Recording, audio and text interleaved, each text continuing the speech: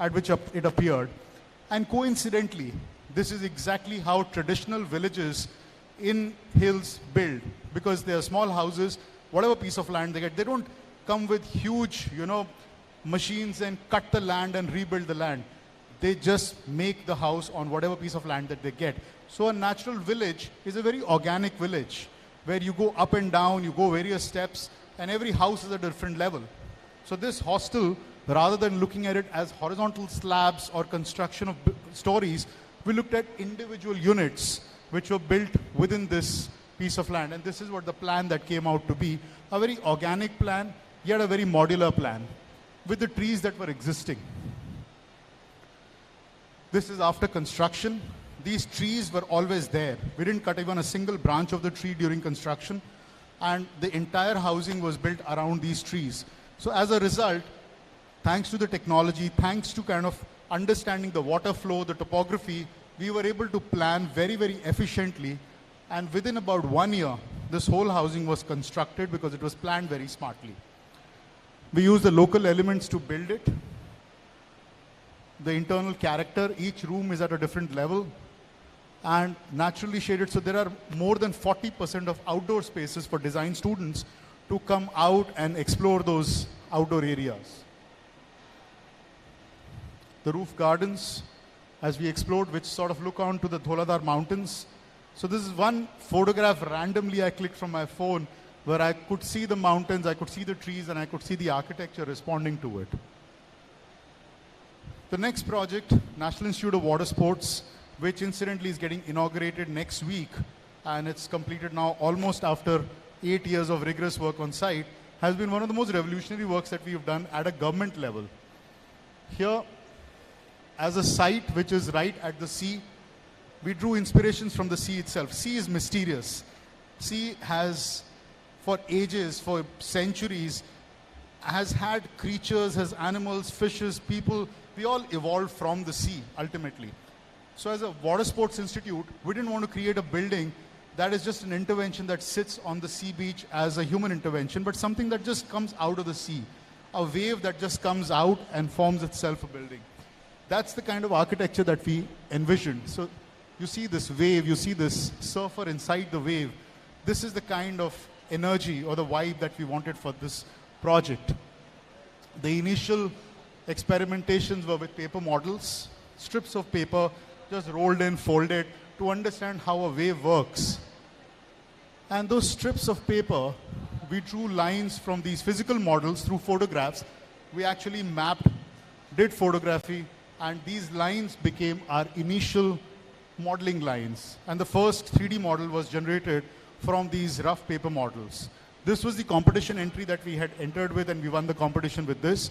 It was an international competition. These are the two images that we had shown to the client and to the government, based on which they kind of, we imagined the building merging with the waves of the sea, and not something that is an intervention as a orthogonal intervention that sits there. This is the building that is getting constructed, has got constructed already. Now to engineer a building like this in the government setup at L1, I'm sure all the people who are architects and contractors would agree or disagree with me that when you have to do a steel construction at 69 rupees a kilo, everybody would say this building is impossible. But that's where technology comes in. And optimization, working drawings, structural optimization, everything. I'm not showing those slides today, but I can always show them later if anybody's interested. This was the model. This we clicked during COVID, 4 years ago when the roof was completed. We did a drone shoot. During construction, I deliberately am showing these photos because a building like this to be constructed, everything, right from working drawings to fabrication drawings, were generated through algorithms within the office. This is 2 years ago. I mean, this is one of my favorite photographs where you can see part of the sea sunset and this wave kind of a roof just going up and coming down towards the sea. Well, there's a lot of background work that goes into it. I'm showing only 3-4 slides, but there are hundreds of such computational calculations, algorithms to calculate sunlight, water flows, structural optimizations, wind flows, everything was done within the office. And we came up with a building. These are just one of the 10,000 drawings that was created within the office. And this is an acoustic simulation done for the classrooms within the office, where literally, is it running? Yeah, the video is not playing. Yeah, so I don't think the video is playing here. But anyway, this is an acoustic simulation just to see how the sound doesn't, like I'm speaking right now in an open area and I can hear a lot of sounds from outside. In a very similar scenario, we've got these classrooms, but through these simulations, we were able to cut out the sound from one classroom to another without cutting the visibility. And that's just the same shoot, a small movie. Do we have the sound? So this was 4 years ago. I'm going day after to see it's completed now. So whenever we have a challenge, this is what I'm looking at. This is what we need to shoot.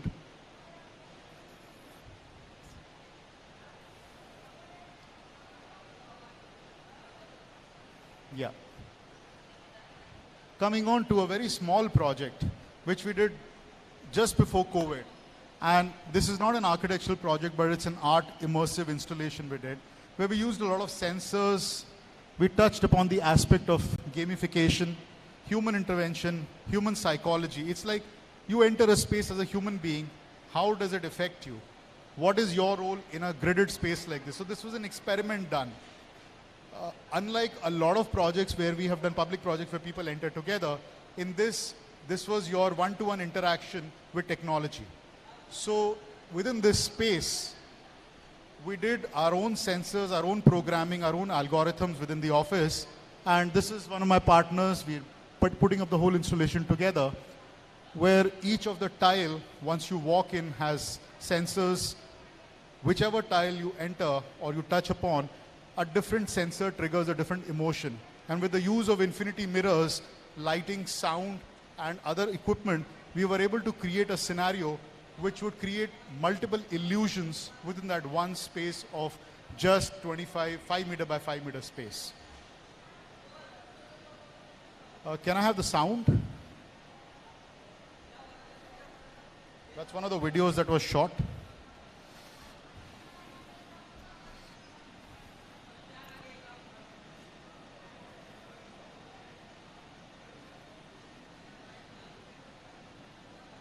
I'm sorry, I'll play it again if there is sound.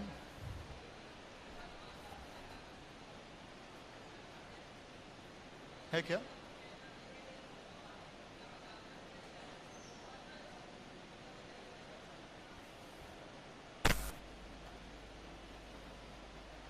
This was shot by a friend of mine and a known photographer, Nivedita.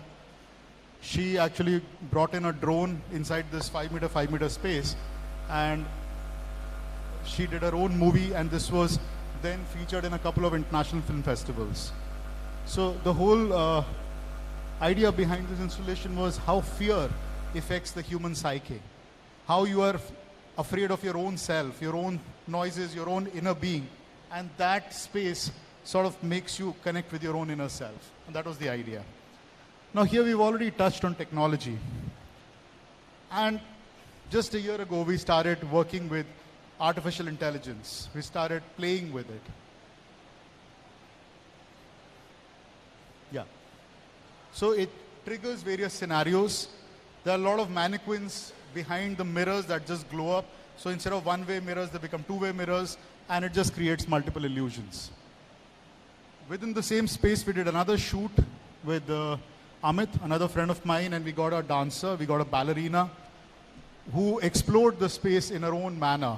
So the idea was that one single space, one side we have the machine or the technology interacting with humans, and on the other side you have a human artist interacting with the machine. So we just wanted to see these reactions, and we let her free for about 3 hours to explore the space while she danced. The whole shoot was happening in a very organic and a fluid manner. And She was just exploring the space on music. She was just playing her own music. And there are multiple videos on YouTube. I can share them later. But this is just to show poetry within that same space. Now coming to the digital impact. How does technology change the design today? I've been a traditionalist when I was taught in SEPT, Ahmedabad. I was taught by the masters who said technology is, we did hand drafting. There was no technology at one point. I mean, there was technology of construction. But to use a machine to design, we didn't even have CAD in those days. But today, when I look at the younger generation, when I look at social media, when I look at the words like AI and parametricism just thrown frivolously, I question myself that what does it exactly mean? What is the digital impact on a life of a designer or a practice or an architectural practice? Now, if I look at the DNA of an architectural practice, that's pretty much this. You know, you create an academic portfolio, you have a sort of built form. Now you create a portfolio for yourself, which is academic side. A lot of people did that, Doshi Saab did that. But there's also other side, which is the marketing side of it. You know, the client expectations, the perceptions, the ROI, market pressures. You're building a project, in today's terms, ROI is extremely important. How much of FSI versus sellable space. And in between lies these publications and awards. Sometimes when you fulfill both, you lie on a higher level of saying that, oh, my design has reached both the levels. Then there's communication. You do portfolio, you do website, you do PR marketing, the standard sort of marketing package. But then comes social media, which is different from everything else. It's unstoppable, it's fearless, and it's an omissive lie. When I say omissive lie, you show a part of it. You show, there is a very good chapter in Mahabharata, Ashwathama Mara Gaya. Guys, you know about it? The lie of Ashwathama? It's a masked truth. So you show something, but it means something else. And that's what a side of social media also is. And that's the new reality. We have to accept that.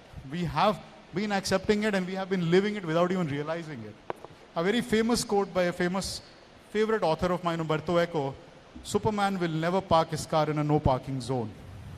It has a very deeper meaning. Or he'll never be a revolutionary.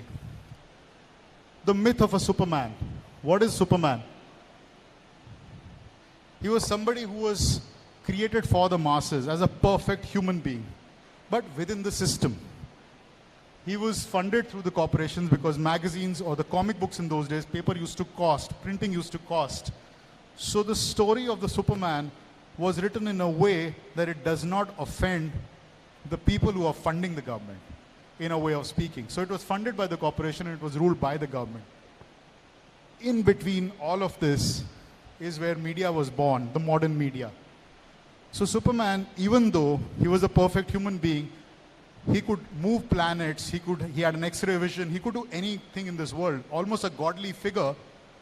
But what he was doing, he was only fighting petty crimes. He was just fighting burglars and robbers in the city. He could do any goddamn thing. He could literally make a government fall down and rule the world. But he was ruled by the present government. So Superman would never do anything wrong. And that is exactly what social media is today, when it comes down to the digital impact of it. We are living the 60-second real life. The digital consumerism, the fast-paced exclusivity, inclusivity, or a simulated reality. It's so much of information thrown into us on the social media that we're coming to a digital neutral point. All images look the same. Everybody is taking clues from one or the other. And when I look at the designs, when I look at interiors, when I look at architecture, when I look at social media photos, same kind of photographers, same designers, same inspirations are leading into this kind of a sort of a paradoxical neutrality. And this has fed, for all these years, millions and millions of data to the artificial intelligence. What exactly is artificial intelligence? When I look at my own social media, I was told that nobody watches any of the movies that we put on social media for more than 7 seconds. After the 7 seconds, the retention span goes down. That's an average thing that's being done. So you're literally making content for 7 seconds. It means that you're putting out your work, you have to speak whatever you want to speak within the 7 seconds. Otherwise you lose the interest level of the person or the consumer. A beautiful photograph of a hand-woven sofa and a multiple iterations of it. Beautiful craftsmanship. I was just seeing some beautiful craftsmanship back out there with banana fibers. Excellent craftsmanship. Would you agree with me? I mean, an artist like this who can weave and who can do this kind of craftsmanship is very, very rare in this world. Unfortunately, none of these images are real. It's all AI generated. Everything, all of this is AI. And it has taken clues from the work that's been generated across the world, millions and millions of images that are already floating on the internet. So that's exactly what it is. It picks up millions of data points, and based on what you're looking for, it puts together this perfect image for you. I started playing with AI 1 year ago, and this was one of the sort of images that I generated. Surrealism. You would never imagine Gandhi inside a McDonald's or consuming pop food or wearing the pop colors. But that's what an AI can do. It can create a perfect image which is so believable. It's so believable that you can imagine, you can alter histories by doing something like this. That's not the idea. I'm not showing this presentation because we want to alter histories. But the point of the matter is that it's a powerful tool, and we are already living with it. You don't know which image today is AI generated versus which is real. And one of the most beautiful photographs I've seen of a burger, the most delectable photographs, again from Umberto Eco.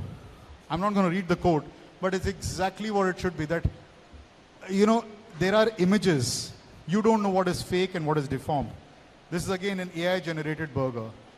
And I would ask a lot of photographers, in order to shoot a photo as good, as fresh, as perfect as this of a food like burger, how much effort it would take, how much time it takes.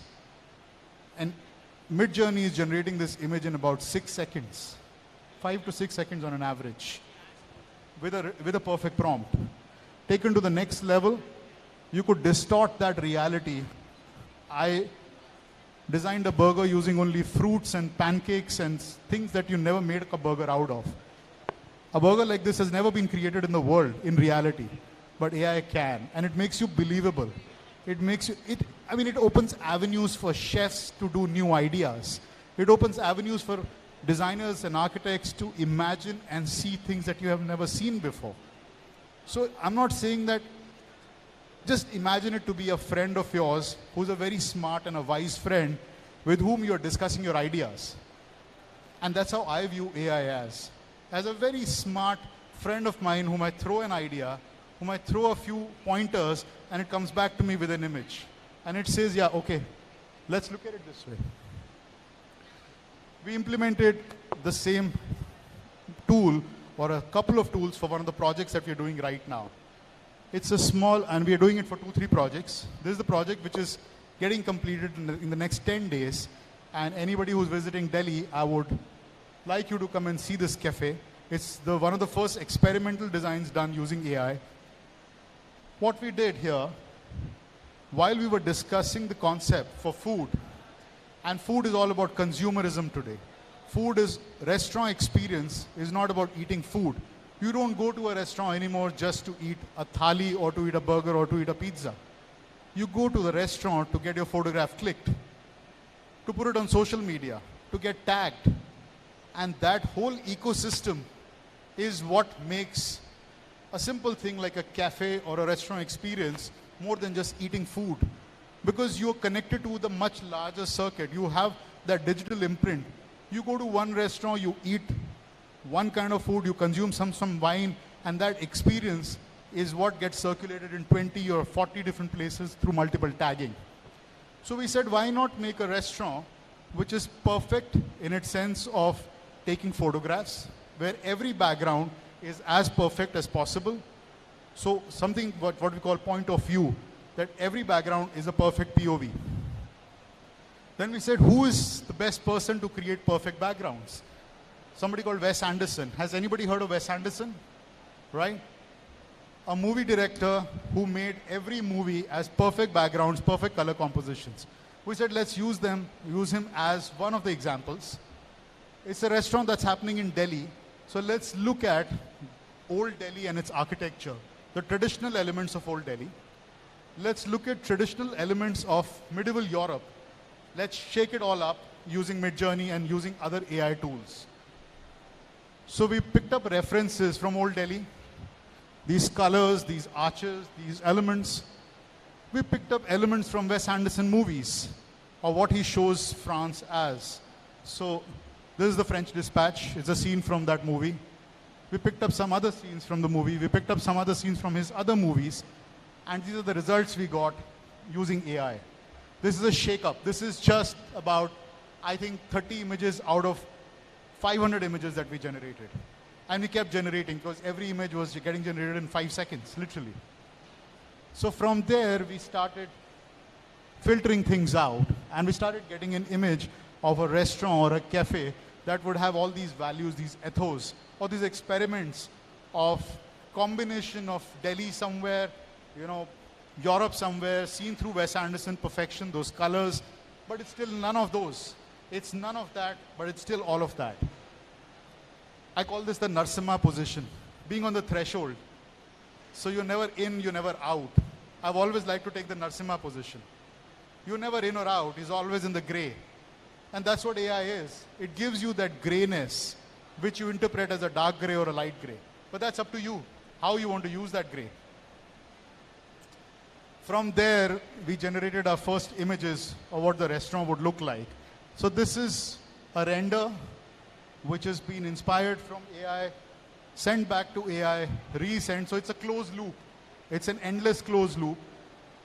That's a photograph of the restaurant getting executed on the right side. So that's almost completed. I've taken some few pictures because I had a talk. I wanted to just see the comparison. We even picked up, so the restaurant is located in Faridabad. The only way to commute Delhi-Faridabad at one point in time was a train, a local train. So we made an entire booth, we put in a train wagon. It is like a train wagon, but yet it's not a train wagon. So it gives you those haunting images of what a train wagon is, yet it's not that. And that's what Midjourney has helped us sort of conceptualize. That's an actual photograph. Suraj Kund, or an open Kund, imagined with the Wes Anderson eyes. And that's what it's turning out to be. So it's all about the search within. It's all about digging and unmasking the layers for the search of that authenticity. Each of us as a designer wants to be authentic. We want to be true, we want to be real, but what is authentic? When we say that I'm inspired from this or I'm inspired from that, there is nothing authentic in this world ever. The first cave art itself was not authentic. So everything is inspired from something or the other. But to what level? Is it an inspiration or is it a copy? And that is where we sort of draw the line as designers. At least what I say, using AI is better than using Pinterest any day. Any day. Because here you're getting inspired and you're not copying anything. The instant validation and gratification is easy for everyone in my tribe. And I'm talking about today's generation, the Gen Z, who's looking for that identity. And a lot of you must be Gen Zs out here who are looking for that identity. So how do you stand apart in this world of digital neutrality where everyone is posting the same photo which has been tagged multiple times? So who belongs to what tribe? Because it's all the same tribe. As what it said in Gita, you look within, ultimately. Because when you look out, it's all the same. But when you look within, then you find that difference. You find that one single spark. And that looking within and finding that one single spark is what makes you stand out when you're using something like artificial intelligence. Because, believe it or not, artificial intelligence does not use logical sort of gateways. It uses a more abstract, a more poetic expression, and it gives you the best results. That I'm saying through experience. I have been training almost 3 AI machines in my office for 6 months now. And we keep giving different prompts. And each of those three machines, now three accounts, have sort of grown like child, understanding the language. I call one of them as a dark child, one of them as a light child, and one of them as a neutral child. So one of the AI channels gives me only the dark, surrealistic views with the same prompt, and the second one gives me a much lighter, happier notes with the same prompt, and the third one gives me very neutral.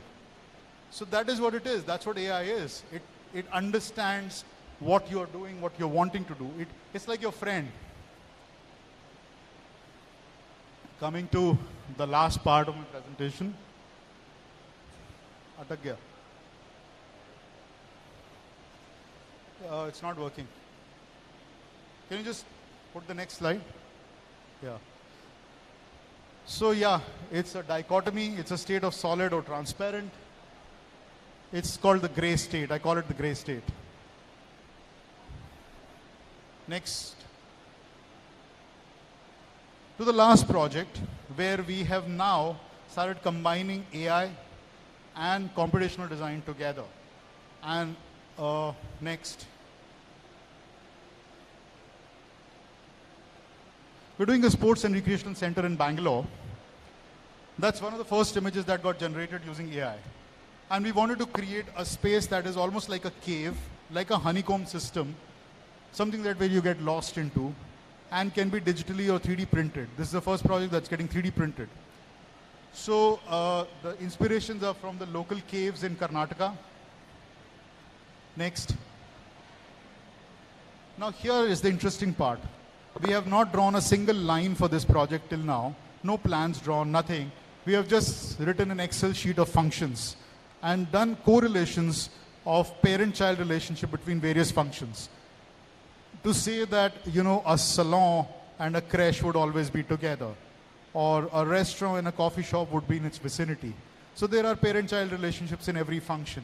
And based on that, nature of spaces, next, we have got the space syntax, establishing hierarchy. And we've done our entire coding based on this, next, in which you get this interrelationship diagram. The bubble diagram is what we call it. In colleges, we used to use bubble diagrams, very simply. But here it's slightly sophisticated. Bubble diagram is based on the volumes and the areas and the interrelationships, and it's being done by the computer. We're not doing anything in that. We're just defining the interrelationships. And based on that interrelationship, next, play kar dijiye usko. It does multiple iterations. The moment we change those values in the Excel, it gives me a different iteration of a structure. From a light cube to the service areas to the structure, which is all translated as a Voronoi system, as a honeycomb system. Next.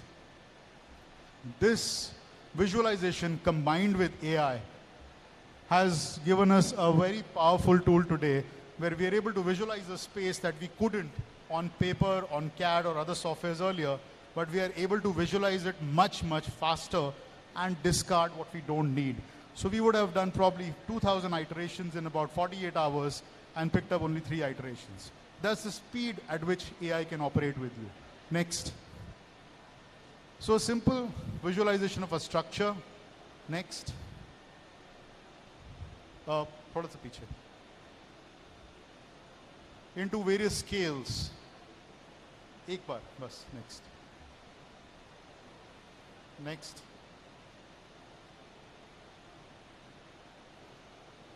Yeah. All right, I think next. Yeah. So bringing down the scales, imagining it, imagining spaces of, now in this case, what we're imagining as a structure is going in sync with the visualization completely. So we're not going randomly. We're mixing architecture, structure, and visualization together. Next. Next. Next. That's it. Thank you. I'll be happy to take questions if there are any. Check. Thank you so much. I think Check. Thank you so much. You know what I felt after hearing this, that artificial intelligence with regards to architecture and interior design is like a different planet. People say it's a different world, but I think now we have another planet altogether. But what a presentation. Thank you so much for sharing your journey from the beginning and the unique projects you've been doing. And I think we have a bunch of students as well as other architects and interior designers present over here. So guys, anybody who has any questions, I think we have about 10 minutes with us. And you know, we have Manish over here. Anybody who has questions, our volunteers are here. They'll pass on the microphone to you. So just show your hands, raise your hands up in the air. Anybody who wants to ask anything to Manish.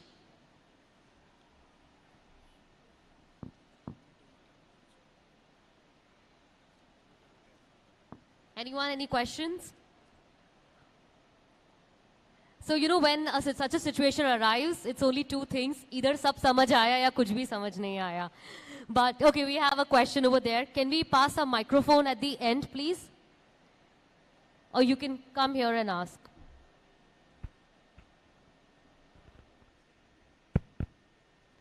Hi, Manish. This was really wonderful using AI into the design. I mean, I've seen it for the first time. Okay, so my question is, how do you imagine once AI has given you the result, now coming to the practicality, using the material, using the labor availability, आप कैसे उसको imagine करते हो, कैसे उसको execute कराते हो? As you said that you haven't made any plans, any layouts, and you.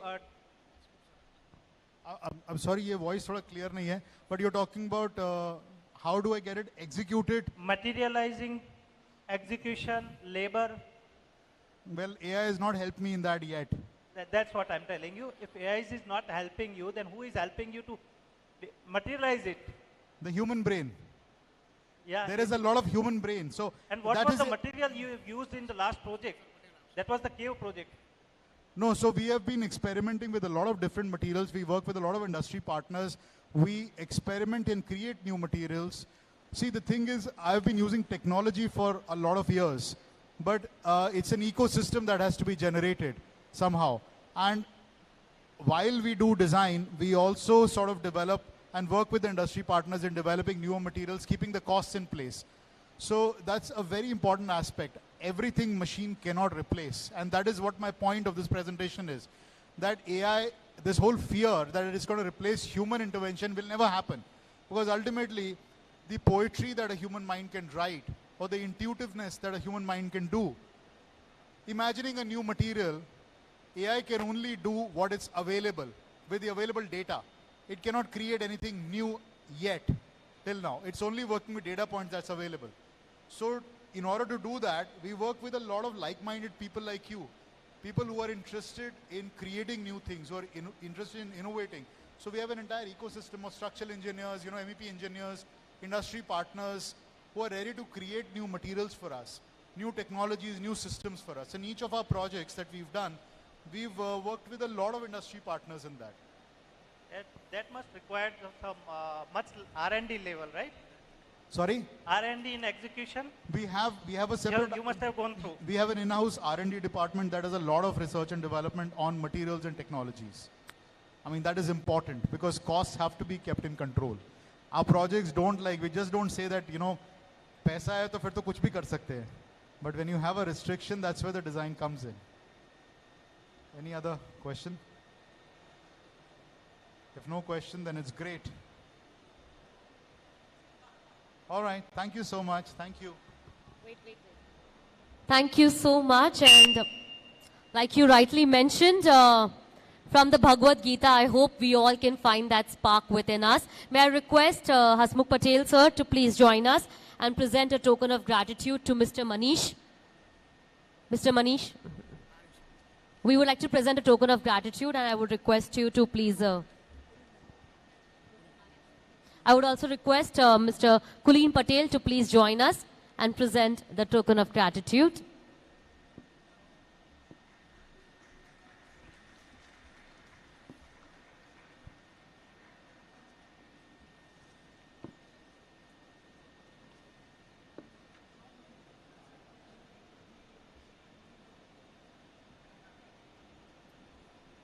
Thank you once again, Mr. Gulati. And like he rightly mentioned, anybody who's visiting Delhi any soon must visit that cafe as well with the whole Wes Anderson color palette. I'm equally looking forward to it. All the best for your future projects.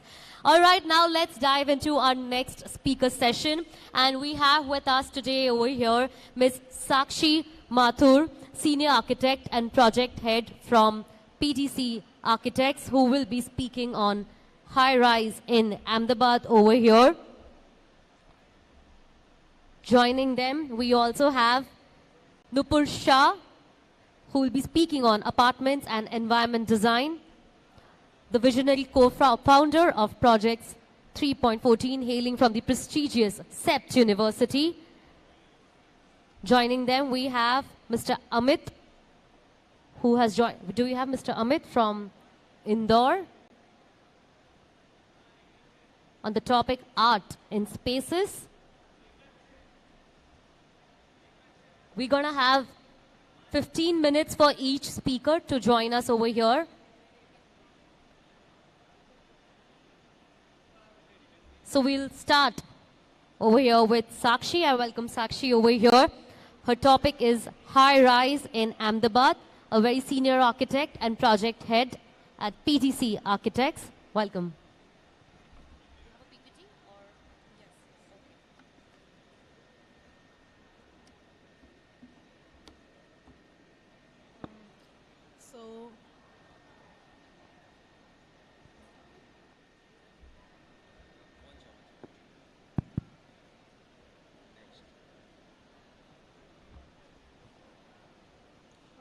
Hello everyone. We are here from PDC Architects. Our firm is all about architecture, interior, landscape and urban designing as well. It's headed by our principal architects, which is Prashant Paradava and Paradava. They are here in the audience as well. And so today's topic that we're going to cover is high rises in Gujarat. And I myself is Sakshi Mathur. I'm the senior architect here in PDC. So I hope it's a short presentation. I hope we can have some insights on what we do here. We're going to talk about three major projects. They are Royce 1, the Skyzen and Z Luxuria. So they're all above 100 meters. So that is what we're going to talk about today. Talking about initially what is actually a high rise. So it is a building block, as you know, which is actually a high rise, which can be residential, it can be a public, it can be a commercial, as well as it can be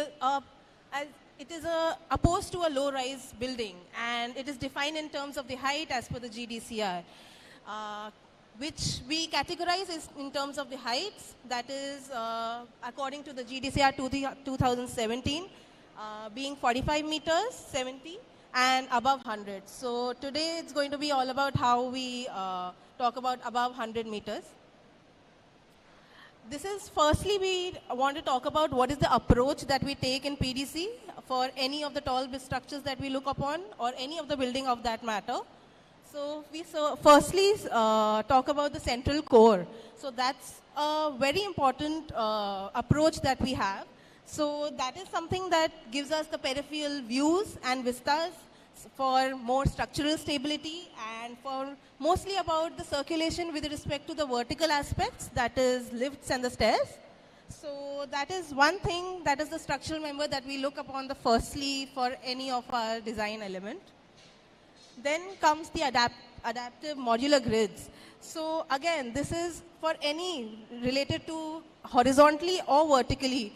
We try to get the adaptive modular grids for having a kind of way that we can play with the modular grids and have kind of connections with respect to the different spaces that we, plan out. Next, as I was telling you, the connections. The connection is a very big aspect. It also depends upon the site that we are looking upon. So as much as possible, we have the connections with respect to the facade for the extended, terraces for that matter. Next, that is the staggered facade. So the staggered facade as well, it has a connections with respect to whatever spaces that we are playing with. Also, it covers up a lot of views and the vistas. First, we are going to talk about Royce 1, which has been on built-up area of 60,000 square meters. And it's in Gujarat, in Ahmedabad. It's in the Bhopal Amli Road. The most emphasis that we have done, which is multi-level interactions as a core design intent, that we are focused. And that's kind of a social engagement with respect to our whole project. The proximities have a lot of, different type of spaces related to the retail park mall, the Taj skyline. So these are all the proximities in and around the project. So there were a lot of bizarre ideas and connections that we want to specify. So as specified in the slide, you can see it. We wanted to have, cohesive living. We wanted to have light overlooking skyline and even transitional space in that. So talking about how we started up, which is first we had the site area, then the offset, that is 12 meters offset that we had taken upon, which is the margin of the block area. Then we started with the service core, which is the central element that we had looked upon. Then massing, which is created between two units that we had into place, and which is adding to the service core. So that was the most mass that we had put into in between. Next, how we actually had the grid and the massing into play. The next, which is a very, very important aspect, which is the underground parking with the ramp facilities. So that is kind of, as per the bylaws, we have to take in consideration before anything that we plan out. Then the pedestrian way with the drop-in and drop-off. Next, how we have those pocket of spaces in the vertical zones. So that is one of the biggest aspects in the vertical planning as well, how we create those spaces and the pockets and the connections with the verticality. So it's not just about planning it on the plan ways, it is also about the connections with respect to the vertical aspect.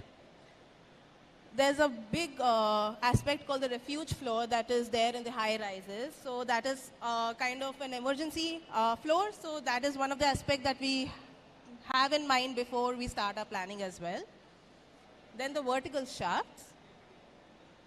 Next, so as we talk about the approach, this is how we have the spaces which is sprawling out of the structure. That is how the planning had started. So on the lower floors, we had the recreational podium, and then the units were typically placed on the upwards end. Then on the vertical aspect, you can see the master living and the services being on the vertical massing of the whole view. How we changed the outer facade free form and with the typical massing of it. How we had actually scooped out and different spaces and tried to create voids and the green cantilevers in the whole building to create those interaction spaces. Next is the play of sunlight in the winter and the summer, how we looked upon the shadow effects as well and shading of how that high-rise can impact the whole urban sprawl. Again, we talked about the lifts and the central core, the units and the lifts, again, how they correlate with each other, how each skip floor, refuge units and lift all correlate to each other and create a high-rise. Talking about the south facade, we tried to create as much as light and cross ventilation. So that was like, for suppose double glazed windows is what we looked upon, which is much better than a single glazed one. To cut down it's much better than a window and for the insulation of it. Then we had north and south balconies to create buffer as climatic response. Again, the geometric, on the west facade and the west elevation of it, we had the geometrical grid jali for the west facade, which is acting as a buffer itself and a design element also. In this whole, the client had an aspect that he wanted an architectural style which is quite premium segment. So the one aspect that we had looked upon was neoclassical. So if you know that neoclassical is about, having grand scales and, huge columns and maybe, having domed or flat roof, that depends on the design. So that was one thing or the conceptual stage that we had the client was also looking upon. So related to sustainability, these were some aspects that we had taken into place. First being the visual connection with the nature. So we had, indoor plants and garden views. Second being the dynamic and diffused light. So we created large number of windows as per the daylight, and that is kind of something that creates transparency through the glass wall, and had in mind the task lighting itself. Next, how we created those connections with the waste systems. And next being the access to thermal and airflow variable. That is also operable windows, or you can have the northeast window wall as well. Again, talking about the southwest facade treatment, we tried to create as much to reduce the direct heat and welcome the cool wind in the whole high-rise. And again, with the connection with the natural systems in terms of vegetation and on the green ground. So again, biomorphic, if we all know about kind of connection with respect to nature, that was our aim. So we created using cuboidal forms and merging with the plot patterns. And lastly being, the material connection with respect to nature. So we used granite stones, which is easily available, and DGU glass for the openings. We looked upon the circulation and residential layouts as well, and GRC sheet in the elevation was mostly used, which was actually a facade treatment that we used that for. So this was the technical drawings that we are going to cover, just how the footprint started to happen. And then we had the most massing in terms in central area, as I told. So that was the lift stairs and the central core space. These are the typical floor layouts. Now we're just going to go through the exploded, like the refuge floor. Then we had a typical level going through till the 18th floor. Then we had the skip level till the 33rd floor, and going up till 34th. Then sky pool, which is the premium sky pool as per the upper levels and lower levels, going up till the 38th floor. The terrace and the OHT towers, and lastly being the solar panels plan. So the total building height we had covered, which was 155 meters. So that was how we had planned. These are some of the views that we had shown upon. As much as possible, we tried to create a connection with respect to the ground, with respect to the middle floors or the upper floors. So that was our aim in the whole project.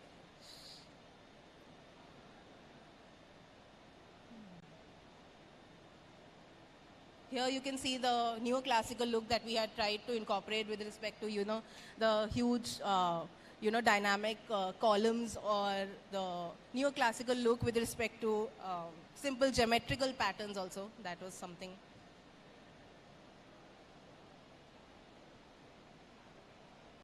This is how the sky view is looking upon.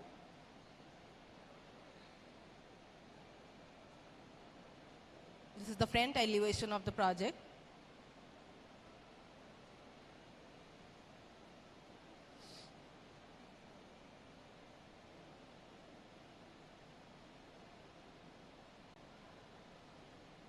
The second project that we are going to look upon is Z Luxuria. That's a built-up area of 33,000 square meters. It's again in Thaltej, Ahmedabad in Gujarat. It is a 4 basements, ground floor plus 33 floors building. So first, starting with the micro site context. So we tried to incorporate as per the directions, and we had a 30 meters road in front. How we played with the shadow with respect to the sunlight, again, the same aspect of how we approached the design. Looking at the design features, we had in this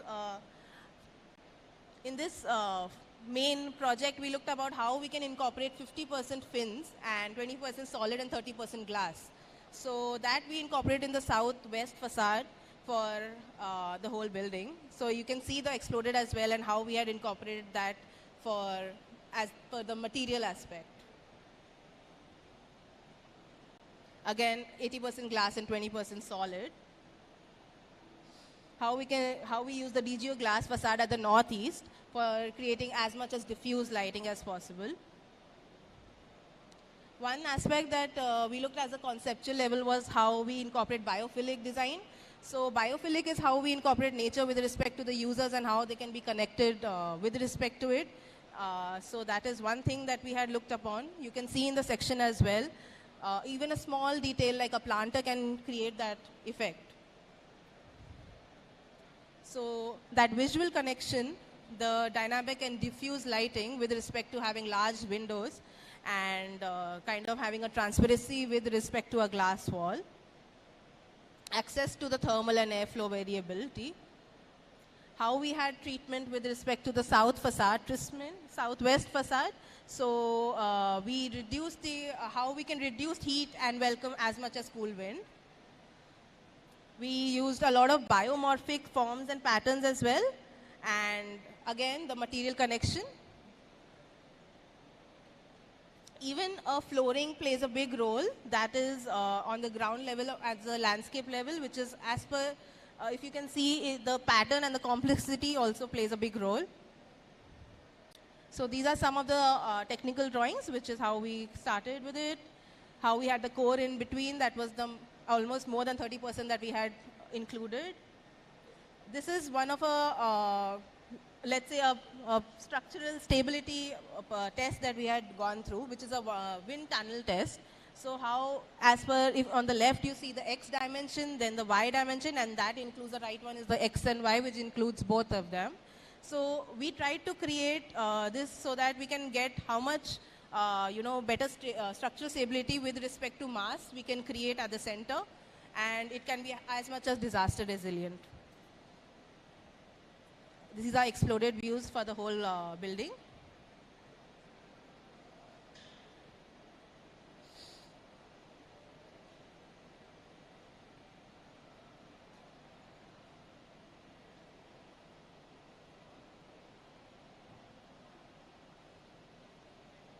So these are some of the views how we have the whole building in.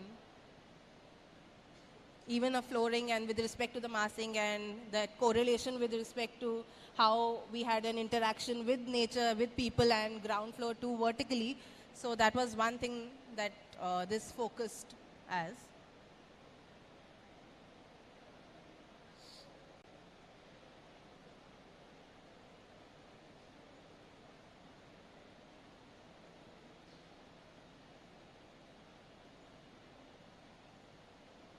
So lastly, I just want to sum it up by saying that we are basically trying to change the skyline of Gujarat as much as possible. So we are still on the River Bay, and the GIFT City is having our upcoming project. So we have reached around 150, more than 150 meters, and we are going to go ahead with that. So I would end this talk by saying that as an architect, you design for the present with the awareness of the past for the future, which is essentially unknown. Quote by Norman Foster. So thank you, everyone.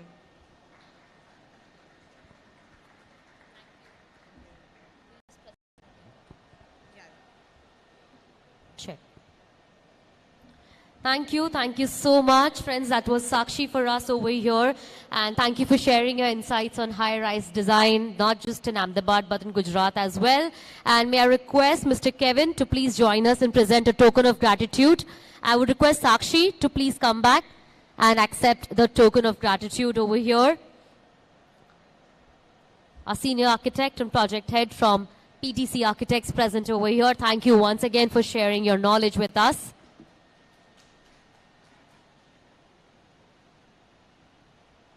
Thank you. Thank you so much. I would now like to invite our next speaker over here. Her topic is apartment and environment design. Let's welcome Noopur Shah over here, the visionary co-founder of Projects 3.14, hailing from the prestigious CEPT University. Her design finesse has redefined apartments and environments. With a commitment to personalized and sustainable spaces, Noopur's innovative touch promises to captivate us in today's presentation on apartment and environment design. Over here today at the Hardwerks Design Seminar, we have Noopur Shah with us. Also to all those speakers who are here after also joining us, please make a note. We have paucity of the time and each speaker is being given 15 minutes. Thank you.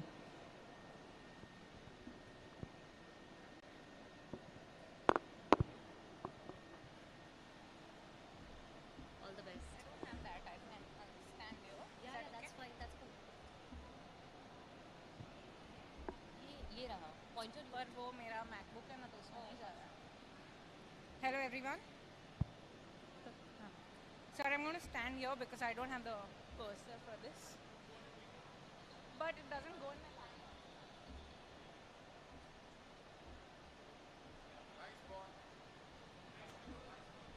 Not AI generated. Oh, there. First slide. I'll come there, wait. I'll stand.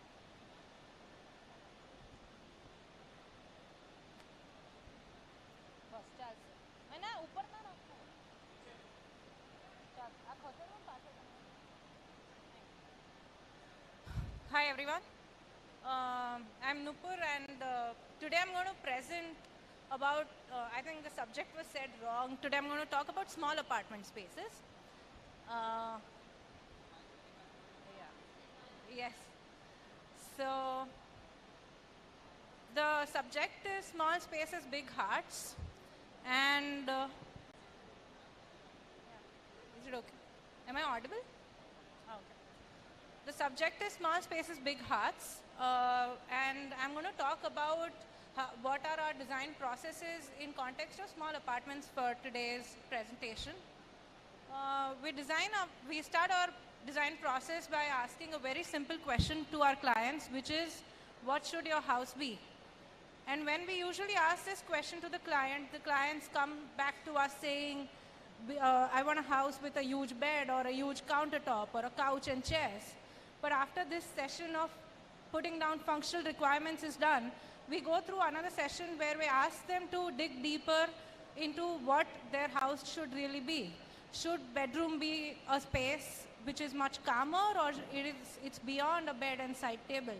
When we talk about living rooms, we're not talking about a couch and chairs and center table or rug, but we're talking about a space where a family spends their time together, where they cherish the moments and create their life together. So it is in the narrative building where the house lies. So it is very important to build this narrative for each client for us. And I'm going to take you through process by telling you how we use design skills as a tool to have a physical dimension to this narrative provided by the client. So the first apartment which I'm going to talk about is very close to my heart. It's called Central Park. This is a standard builder layout that is given by the client.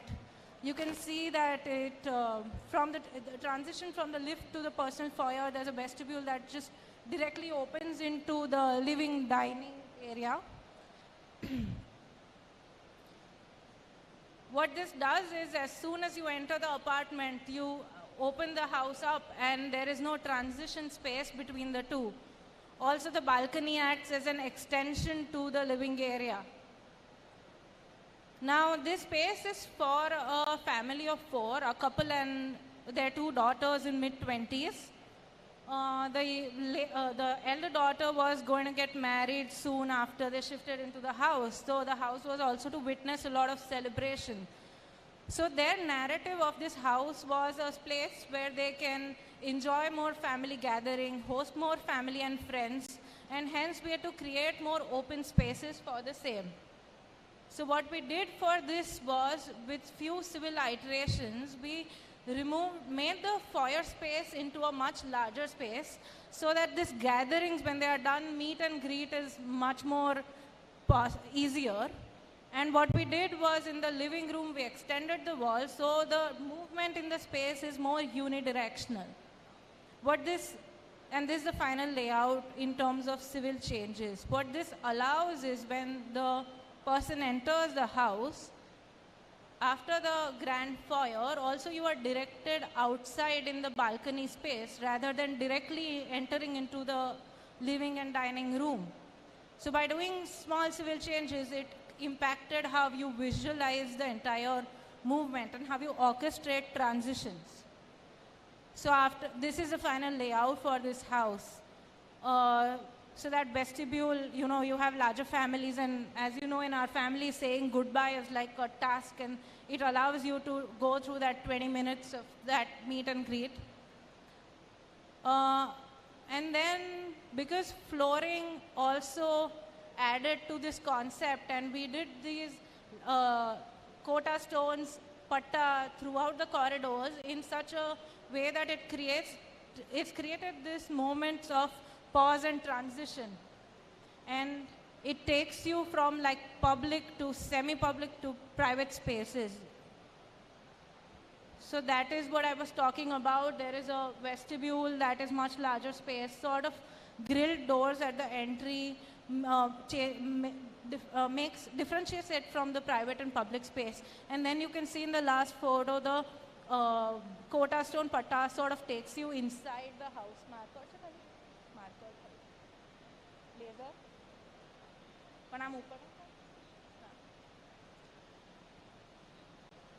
So that is what I was talking about, the views from the balcony. It overlooks Law Garden, so that the entire house opens into that views. And on the right side, you can see what having a longer wall at the entry made difference in unifying the entire space, rather than splitting it in living room and dining room. Some more images from ongoing process in it, where the flooring stone sort of extends into door patterns and spaces. The clients in the end wanted the drawings in the processes also to act as artwork, so that they, it sort of reminds them of how they made their home instead of investing in other artworks. So in the end, the drawings also went as artworks in their home. When we were talking about narratives, like the younger daughter, you know, sometimes the clients get too personal, where the younger daughter told me, you know, like, Didi, create this space where I can invite friends and have shisha in the room. And the balcony is not too private for me. You know, I can do my movie screenings. I want to have girls' night out. Sort of platform mattress lets her do the activities that she wants to do, play board games or whatever it is, you know. And in comparison, the elder daughter was going to get married soon and wanted this room to be that cave where she would come back from her in-laws' house. So she wanted to be experimental, so that in her new house, she might not do the conventional way. So this became her go all out kind of a scene. These are some more images from the project. That image shows you the views from balcony area, and bottom is from the dining space also you can see outside. A custom designed dining table top is here. You can see the scale with the arched entry. So it's a 8.5 feet dining table, and making of the entryway, or you can see the powder bathroom where the flooring then continues to become the vertical surface as well. And few more images from the same project.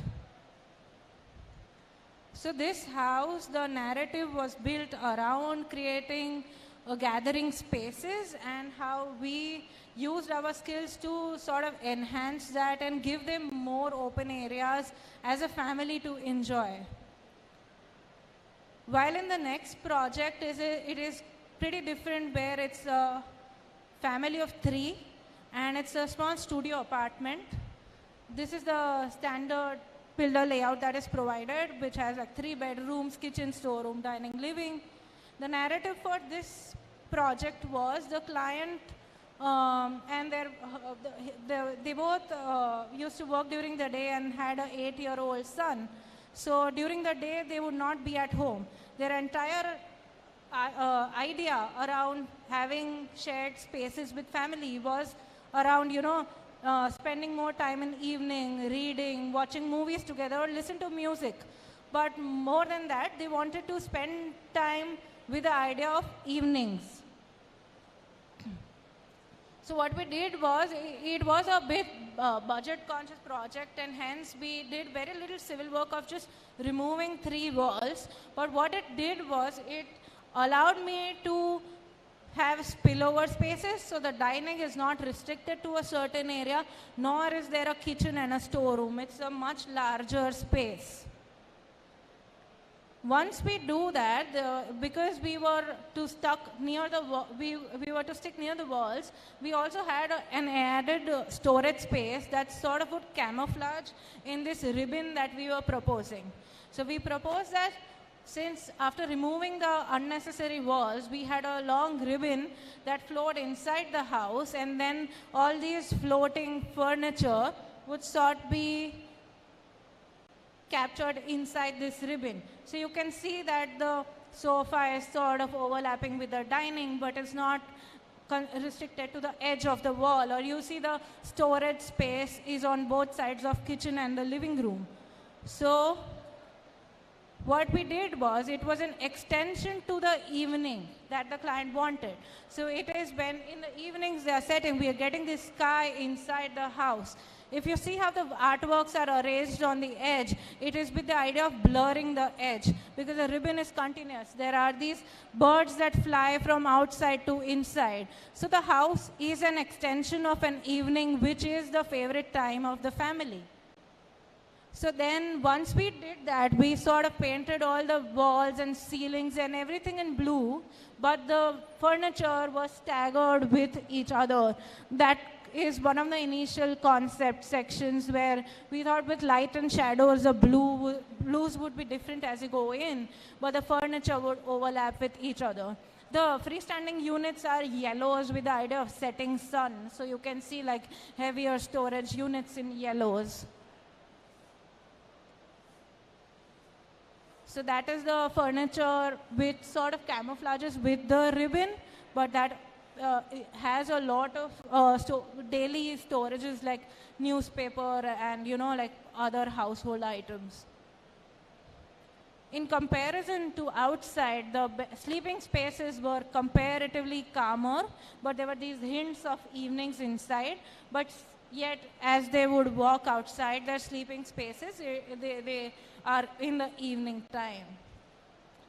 So here we explored the concept of a ribbon with the narrative provided by the client.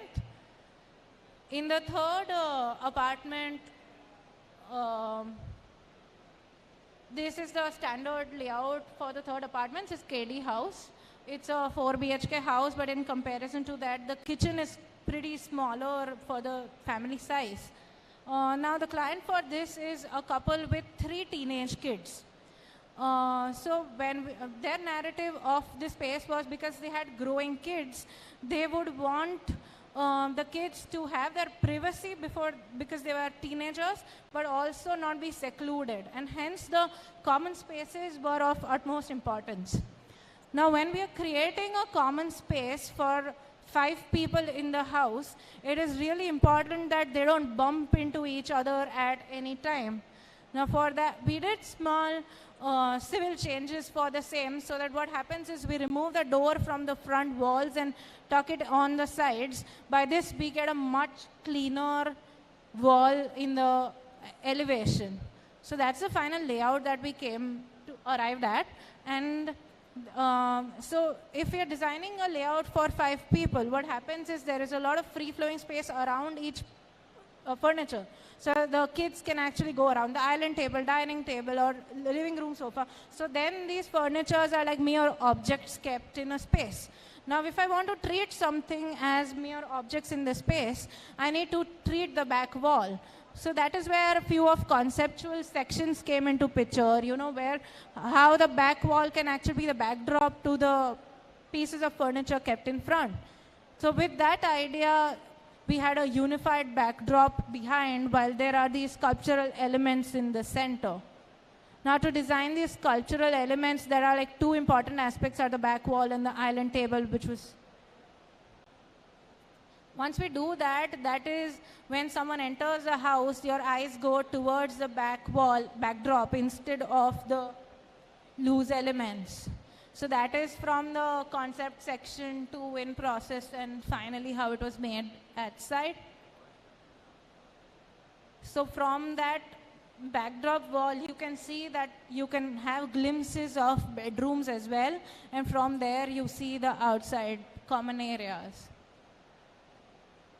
Like I said, because each piece of furniture that is floating in space had to be like sculptures.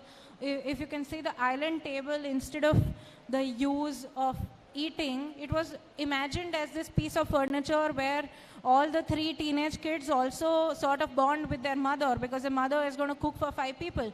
The island table would have that sort of build connections with the family.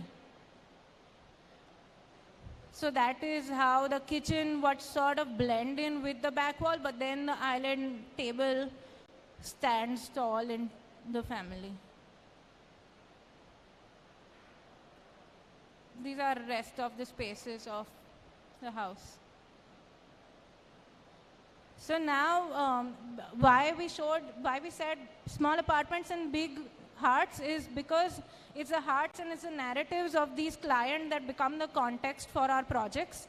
And it is on these narratives that we use interior design as a tool to design spaces for them. So there is this slight paradox. We think that whether interior design is the final outcome or is it the process that we use to give physical dimensions to their ideas of a home. So yeah, I think this shows you small faces. Thank you.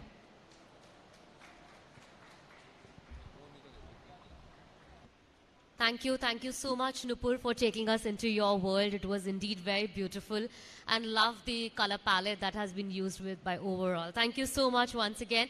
May I request Mr. Neeraj Shah to please present a token of gratitude to Noopur. Thank you, Noopur, for coming down over here and sharing your journey, your works with us over here today.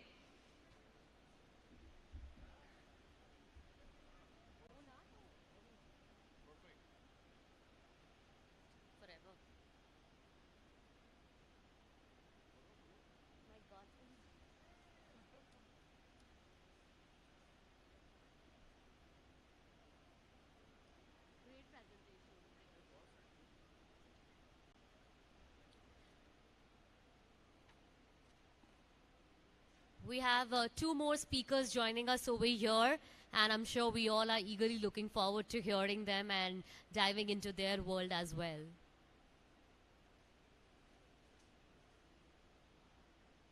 Finally. Thank you so much once again, Noopur.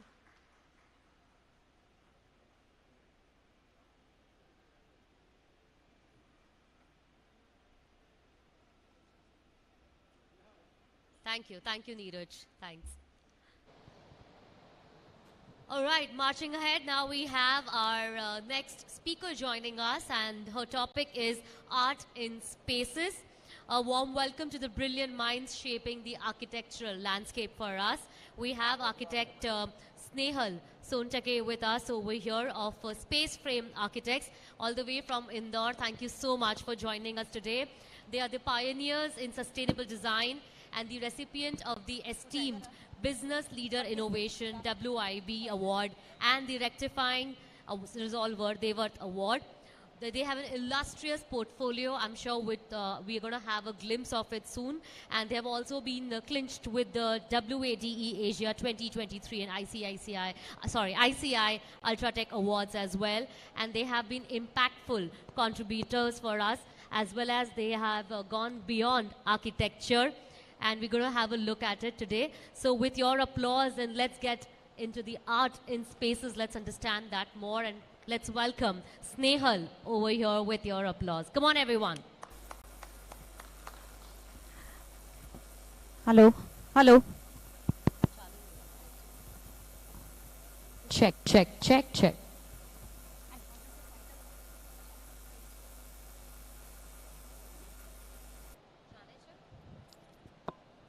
Hello.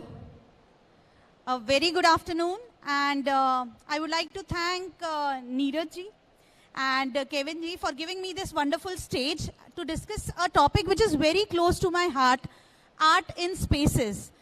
We have been practicing for last 20 years, and आप भी designers हैं यहाँ पे, and आपने भी देखा होगा, sometimes we miss on that emotional connect. हम इतने टाइम से आज दिन भर से we are talking about technology, AI intervention and human touch. तो जो आर्ट हमारे प्रोजेक्ट्स में देता है, that's the human touch which we all are missing. And so let's delve into it, and I'm sure everybody has learned in their own course, कुछ ना कुछ art से related सबने सीखा है. Here's something which I have learned and I have explored. So let's talk about art and spaces. If we want to talk, what is art? This way?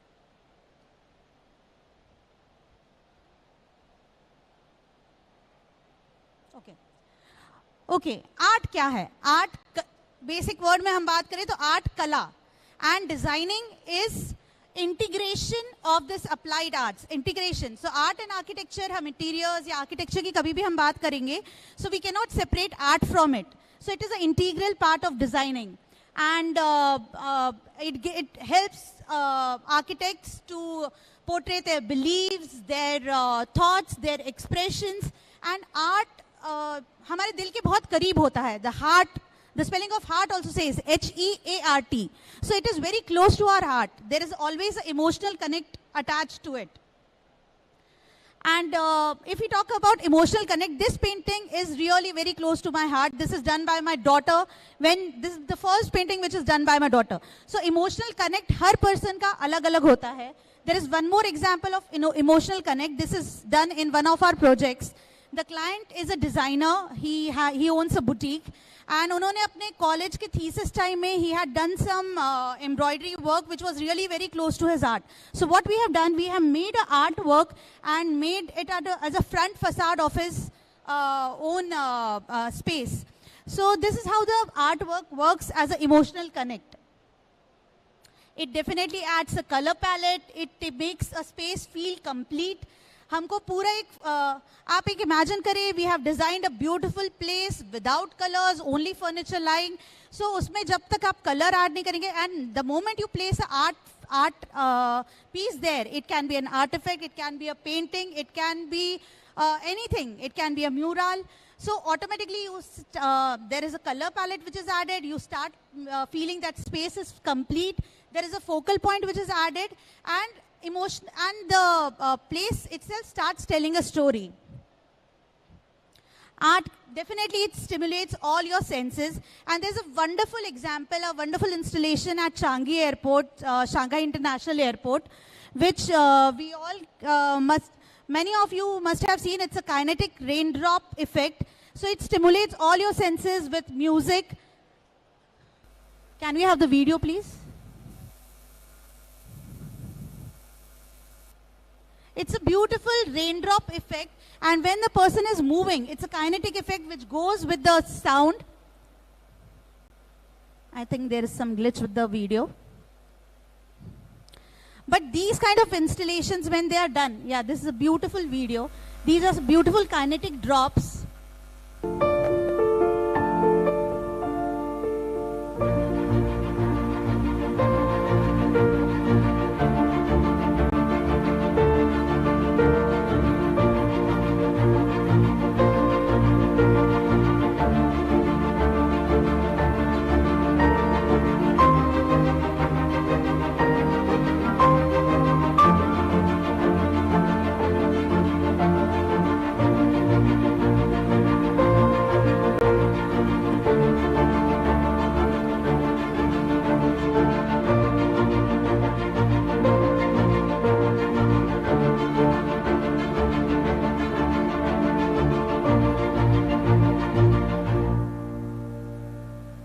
How beautifully they have intervened the new technology which is there.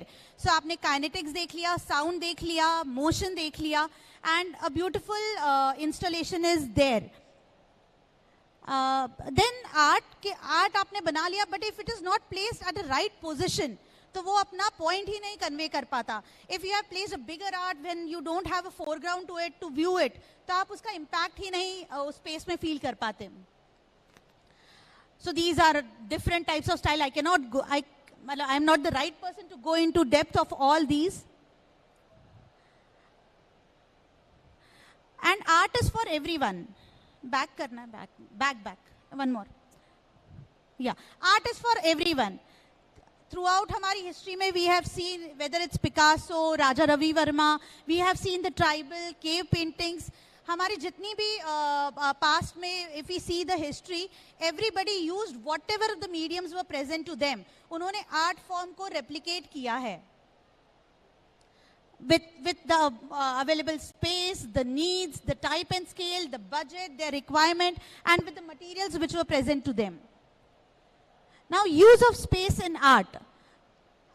जब हम बहुत बड़े space की बात करते हैं तो हम आर्ट इंस्टॉलेशंस की डेफिनेटली बात करते हैं और आर्ट इंस्टॉलेशंस आपकी प्रोडक्टिविटी इंक्रीज करता है, आपको मूड्स को गवर्न करता है. So here are some examples कि आर्ट इंस्टॉलेशंस आपकी बिल्डिंग्स में किस तरह का इम्पैक्ट देता है. Public buildings. This is a wonderful installation which creates awareness. It is done by John Grande. It is done in Seattle Art Museum, and the purpose of this installation was to evoke the factor कि आपको trees cut नहीं करने चाहिए, deforestation को prevent करने के लिए. And it is a very bold statement which is there. We all have seen on our Delhi international airports and all Mumbai airports, Bangalore airports, there are numerous installations. And जो हम storytelling की बात कर रहे थे, so we have a very rich history, very rich cultural history. So ये सारे installations आपको, they give you a stroll through the cultural history. Like this is the yoga. Then this is moving constant, which you can see at the Mumbai airport. This is a beautiful water installation wherein you can feel the water, you can see the sounds. So जो हम 5 senses की बात कर रहे हैं, smell, taste, touch. So इसमें आपके बहुत सारे senses develop हो रहे हैं. This is again a tribute to the garden city. This is a glass installation which is placed in a building in office building in New York. और it had been experienced कि पूरी grey and white building थी and all furnitures, very subtle colors. Only the smart glass installation is in the between atrium, and her level पे it creates a very different dramatic effect because light ऊपर से अलग-अलग time पे अलग-अलग penetrate करके वो glass जो colored glasses हैं उनका बहुत ही dramatic effect होता है users के ऊपर. And it was experienced that once the installation was there, the productivity had increased multifolds. See, from the ground, it gives a different effect. Now, there are various different art. I have tried to touch all forms can be used in interiors also. So here is a broader classification, Varli, Madhubani. We all are aware with these art forms. Even a stone plays a very good art material when used in interiors. How beautifully the columns are stacked. This is the wash basin. Now, when we talk about the wall, so wall पे जैसे ही हम art effect करते हैं, तो automatically it can be scaled. हम वही art एक छोटे format में भी ला सकते हैं, उसको हम scalable भी बना सकते हैं. So this is done by one of my senior friend, architect Manish Kumar sir, and this is one of his project where a Lippin art has been used on a wall. Same Lippin art when used in a mandir gives a very different effect. So these are some of the examples wherein our traditional art forms can be used in modern context, in modern interiors, in contemporary interiors and structures. और हम उनको अपने design का part बना के innovatively use कर सकते हैं. And here is a appeal to everyone of us. We should go for local designers. We should give them space in our projects also.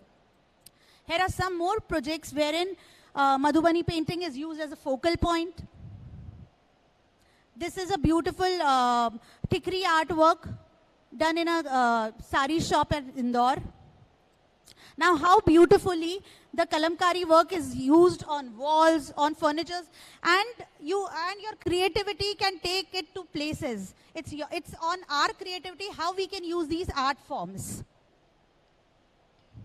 Now, this is a very beautiful Patchittakatha. It's our old tradition, but I'm just showing them how in modern context they can be used. It's a double height wall wherein the storytelling complete scene is depicted. We all are aware about Varli. You can take Varli to even textiles, fabrics, everywhere we have seen it. to furnitures, to wall arts. How beautifully the pictures are used in washrooms, textiles, beautifully crafted wooden artifacts. So medium can be numerous. This is on metal. A terracotta wall mural. This is a corporate office wherein the human, larger than human life artifacts are installed at the, to show the grandeur of the entrance.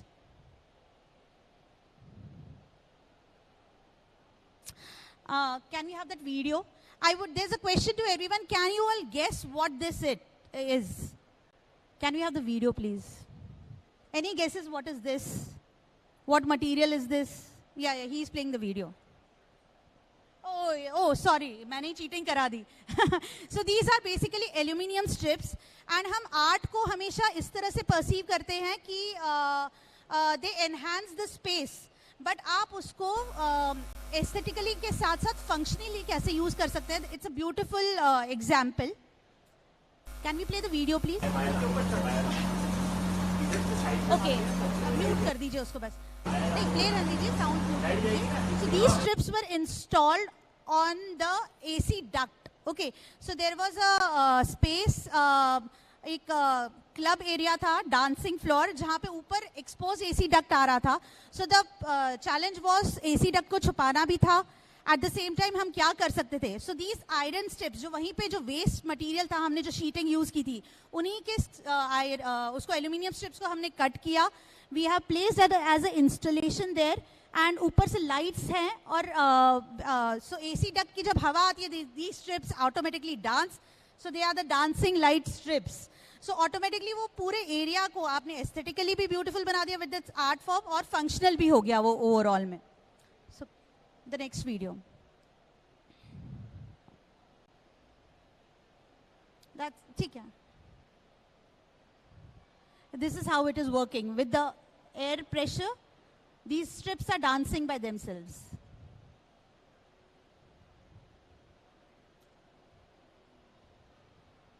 So medium can be anything. The materials can be as small as they're lying on your sites, or you can procure from anywhere, and it lies on our creativity how beautifully we place them at our sites. So हमने अभी तक ये discuss कर लिया है कि how art is helping us to explore our ideas, to give a new perspective to our life.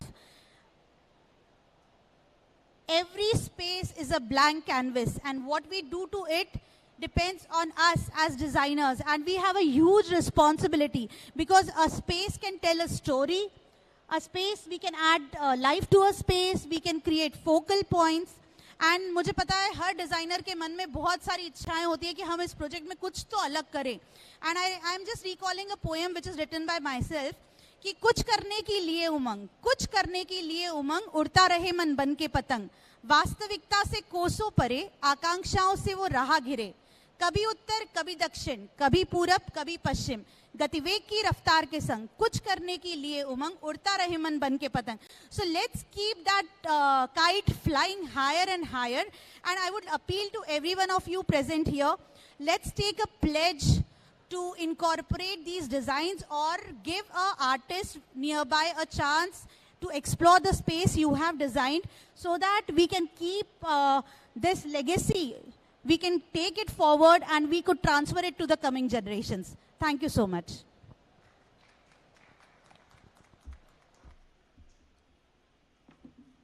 Thank you. Wait.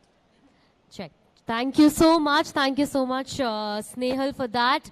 And I hope that the kites keep flying high and higher. May I request Ms. Sunita to please join us and present a token of gratitude to Ms. Snehal over here.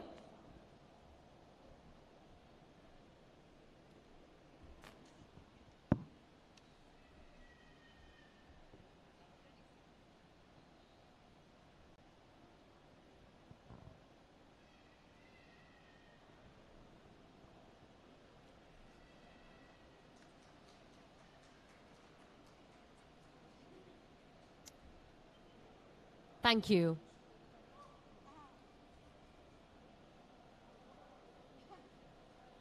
I request Mr. Hasmukh to please join us for a picture.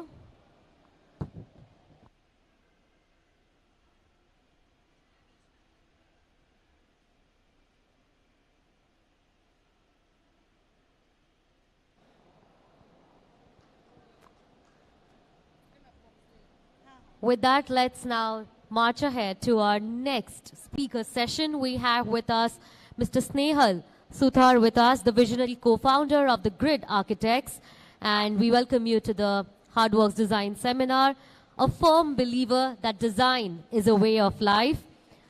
Snehal, alongside Badri, pioneers our collaborative and inclusive approach.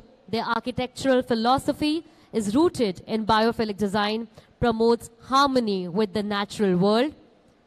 Also, the visiting faculty for prestigious institutes and recipients of numerous national and international awards. Snehal brings an unparalleled wealth of experience with him. Oh shit. So what will we do? इनके setup में भी नहीं हो रहा है?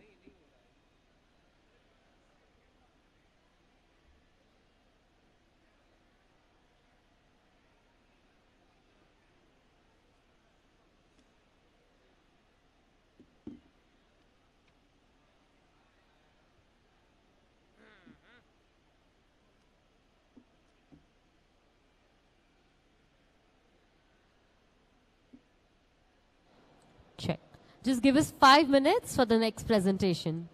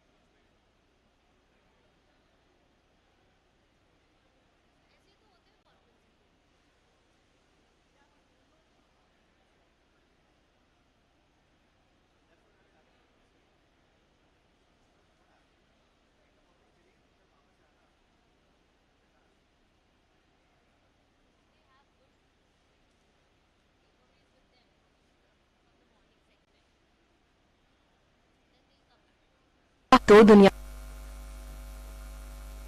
क्या आप जानते हैं, हम दो दुनिया में जीते हैं। एक दुनिया जो घर के बाहर होती है और दूसरी दुनिया जो घर के अंदर होती है।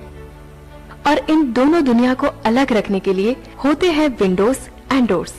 तभी आपकी इन दोनों दुनिया का एक्सपीरियंस बेहतर बन सके, इसलिए काका इंडस्ट्रीज ने बनाए हैं lead free and eco friendly Jinwin UPVC windows and doors, जो है maintenance free, heat and sound resistant, thermal insulation and corrosion proof properties material से बने green windows and doors. Jinwin UPVC है 100% waterproof, easily washable, UV resistant और 100% energy efficient windows and doors, जो air conditioning cost बचाता है और आपके घर को देता है एस्थेटिक लुक। अब ना रहेगा बारिश और धूप का डर और ना ही ज्यादा धूल मिट्टी की झंझट। और सबसे बेस्ट, वो देते हैं 20 साल की वारंटी। तो फिर सोच क्या रहे हो, आज ही लगवाइए Jinwin UPVC windows and doors. श्रेष्ठ कभी सस्ता नहीं होता, सस्ता कभी श्रेष्ठ नहीं होता। जिनविन यूपीवीसी प्रोफाइल्स बाय काका industries. Team Grip King welcomes you. Ever pondered over the ubiquitous presence of tapes and hardware products in our daily life? Today, delve into the fascinating world of tapes and hardware products. Starting with masking tape, it's an everyday essential found in every household and workshop. Acrylic foam tape or very high bond tape, using in aluminum section and glass mounting. Double-sided tissue tape, as the name suggests, comprises a tissue paper coated with adhesive on both sides, util tape. The result is a highly flexible and waterproof tape, ideal for sealing and preventing leaks. Drywall tape. It is used to cover joints between sheets of drywall to create a seamless surface. PTFE or thread seal tape, popularly known as plumber's tape, used to seal pipe threads. Double-sided polyester tape is known for its high tensile strength. This tape is commonly used in the electronics industry. We introduce some best quality hardware products also. Wall plugs, often overlooked but essential, typically used to secure screws in a wall. Slim tandem boxes, a type of drawer slide. They offer smooth and silent operation of drawers. Telescope runners are also a type of drawer slide, often manufactured from steel or aluminum, providing a durable and efficient solution for drawers. Thanks for giving your valuable time.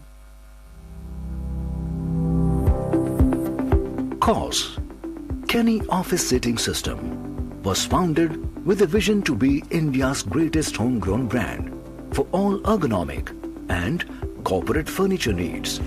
At COS, we understand that only great products and services can lay the foundation for a great company. We are focused on handpicking superior quality materials for our products. The diverse range of products at COS includes workstation furniture, premium and executive variety of chairs, sofas, institutional furniture and cafe furniture. COS is here to provide you with unmatched quality and comfort. COS, your imagination, our creation.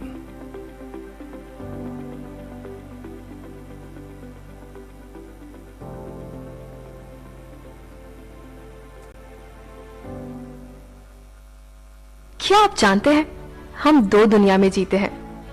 एक दुनिया जो घर के बाहर होती है और दूसरी दुनिया जो घर के अंदर होती है। और इन दोनों दुनिया को अलग रखने के लिए होते हैं विंडोज एंड डोर्स।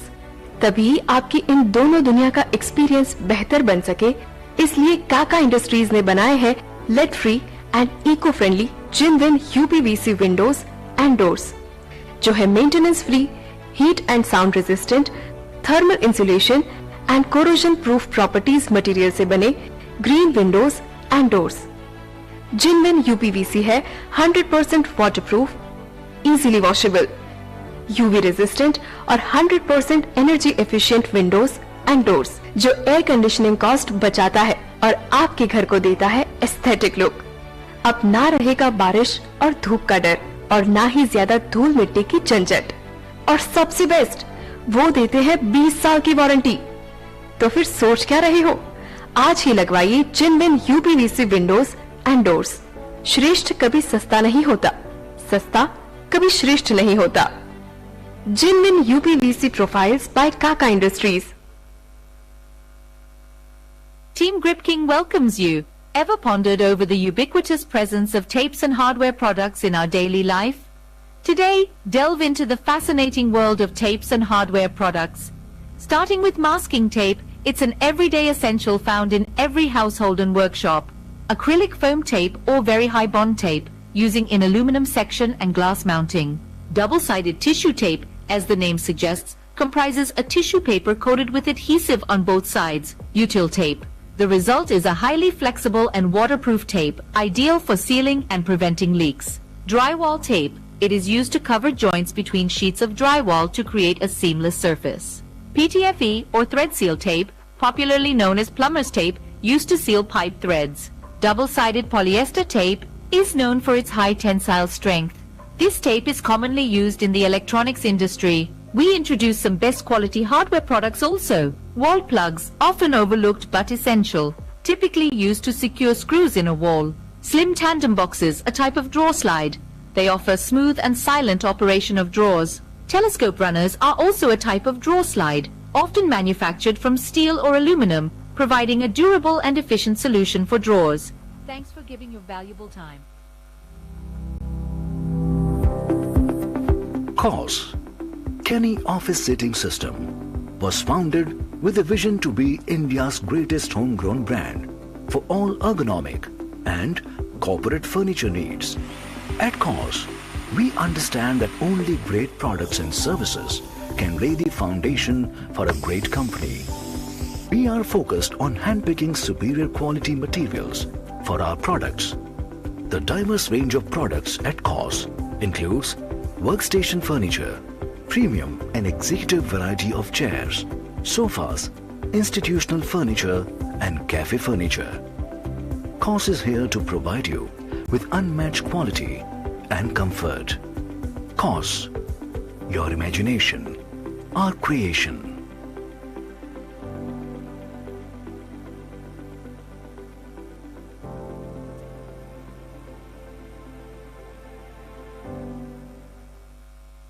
क्या आप जानते हैं, हम दो दुनिया में जीते हैं। एक दुनिया जो घर के बाहर होती है और दूसरी दुनिया जो घर के अंदर होती है। और इन दोनों दुनिया को अलग रखने के लिए होते हैं विंडोज एंड डोर्स। तभी आपकी इन दोनों दुनिया का एक्सपीरियंस बेहतर बन सके, इसलिए काका इंडस्ट्रीज ने बनाए हैं lead free and eco friendly Jinwin UPVC windows and doors, जो है maintenance free, heat and sound resistant, thermal insulation and corrosion proof properties material से बने green windows and doors. Jinwin UPVC है 100% waterproof, easily washable, UV resistant और 100% energy efficient windows and doors, जो air conditioning cost बचाता है और आपके घर को देता है एस्थेटिक लुक। अब ना रहेगा बारिश और धूप का डर और ना ही ज्यादा धूल मिट्टी की झंझट, और सबसे बेस्ट वो देते हैं 20 साल की वारंटी। तो फिर सोच क्या रहे हो, आज ही लगवाइए Jinwin UPVC windows and doors. श्रेष्ठ कभी सस्ता नहीं होता, सस्ता कभी श्रेष्ठ नहीं होता। जिनविन यूपीवीसी प्रोफाइल्स बाय काका industries. Team Grip King welcomes you. Ever pondered over the ubiquitous presence of tapes and hardware products in our daily life? Today, delve into the fascinating world of tapes and hardware products. Starting with masking tape, it's an everyday essential found in every household and workshop. Acrylic foam tape or very high bond tape, using in aluminum section and glass mounting. Double-sided tissue tape, as the name suggests, comprises a tissue paper coated with adhesive on both sides, util tape. The result is a highly flexible and waterproof tape, ideal for sealing and preventing leaks. Drywall tape. It is used to cover joints between sheets of drywall to create a seamless surface. PTFE or thread seal tape, popularly known as plumber's tape, used to seal pipe threads. Double-sided polyester tape is known for its high tensile strength. This tape is commonly used in the electronics industry. We introduce some best quality hardware products also. Wall plugs, often overlooked but essential, typically used to secure screws in a wall. Slim tandem boxes, a type of drawer slide. They offer smooth and silent operation of drawers. Telescope runners are also a type of drawer slide, often manufactured from steel or aluminum, providing a durable and efficient solution for drawers. Thanks for giving your valuable time. COS, Kenny Office Seating System, was founded with a vision to be India's greatest homegrown brand for all ergonomic and corporate furniture needs. At COS, we understand that only great products and services can lay the foundation for a great company. We are focused on handpicking superior quality materials for our products. The diverse range of products at COS includes workstation furniture, premium and executive variety of chairs, sofas, institutional furniture and cafe furniture. COS is here to provide you with unmatched quality and comfort. COS, your imagination, our creation.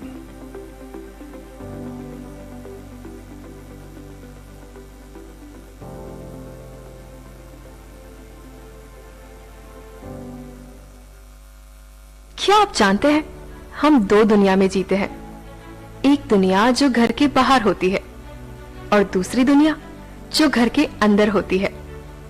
और इन दोनों दुनिया को अलग रखने के लिए होते हैं विंडोज एंड डोर्स। तभी आपकी इन दोनों दुनिया का एक्सपीरियंस बेहतर बन सके, इसलिए काका इंडस्ट्रीज ने बनाए हैं lead free and eco friendly Jinwin UPVC windows and doors, जो है maintenance free, heat and sound resistant, thermal insulation and corrosion proof properties material से बने green windows and doors. Jinwin UPVC है 100% waterproof, easily washable, UV resistant और 100% energy efficient windows and doors, जो air conditioning cost बचाता है और आपके घर को देता है एस्थेटिक लुक। अब ना रहेगा बारिश और धूप का डर और ना ही ज्यादा धूल मिट्टी की झंझट। और सबसे बेस्ट, वो देते हैं 20 साल की warranty.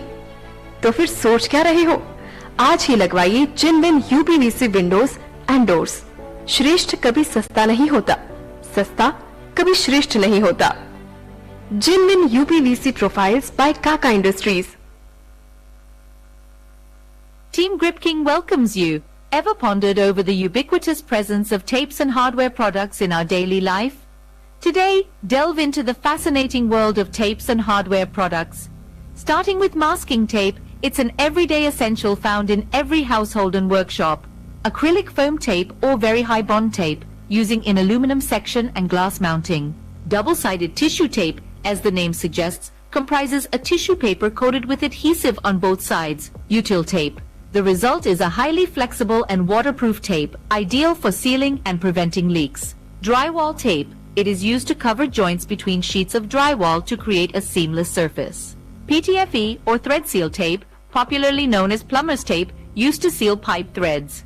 Double-sided polyester tape is known for its high tensile strength. This tape is commonly used in the electronics industry. We introduce some best quality hardware products also. Wall plugs, often overlooked but essential, typically used to secure screws in a wall. Slim tandem boxes, a type of drawer slide. They offer smooth and silent operation of drawers. Telescope runners are also a type of drawer slide, often manufactured from steel or aluminum, providing a durable and efficient solution for drawers. Thanks for giving your valuable time. COS, Kenny Office Seating System, was founded with a vision to be India's greatest homegrown brand for all ergonomic and corporate furniture needs.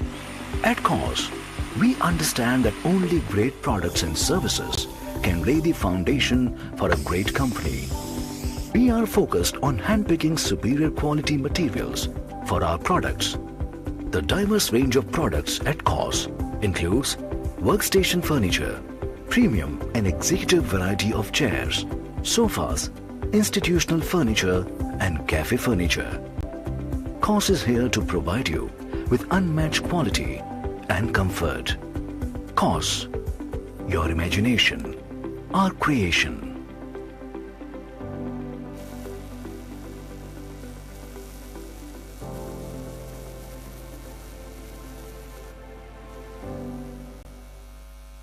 क्या आप जानते हैं हम दो दुनिया में जीते हैं। एक दुनिया जो घर के बाहर होती है और दूसरी दुनिया जो घर के अंदर होती है। और इन दोनों दुनिया को अलग रखने के लिए होते हैं विंडोज एंड डोर्स। तभी आपकी इन दोनों दुनिया का एक्सपीरियंस बेहतर बन सके, इसलिए काका इंडस्ट्रीज ने बनाए हैं lead free and eco friendly Jinwin UPVC windows and doors, जो है maintenance free, heat and sound resistant, thermal insulation and corrosion proof properties material से बने green windows and doors. Jinwin UPVC है 100% waterproof, easily washable, UV resistant और 100% energy efficient windows and doors, जो air conditioning cost बचाता है और आपके घर को देता है एस्थेटिक लुक। अब ना रहेगा बारिश और धूप का डर और ना ही ज्यादा धूल मिट्टी की झंझट, और सबसे बेस्ट वो देते हैं 20 साल की वारंटी। तो फिर सोच क्या रहे हो, आज ही लगवाइए Jinwin UPVC windows and doors.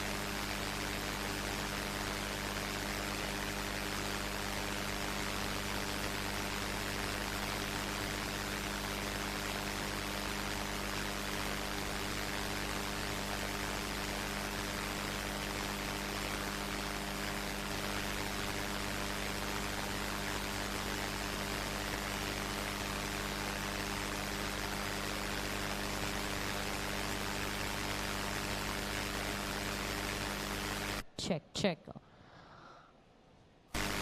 All right, all those who have joined us once again, welcome back. Let's invite our next speaker. The topic for him is sketches in design, which is a very important and integral part of any design. The basics start with a sketch. The visionary co-founder of the Grid Architects, a firm believer that design is a way of life.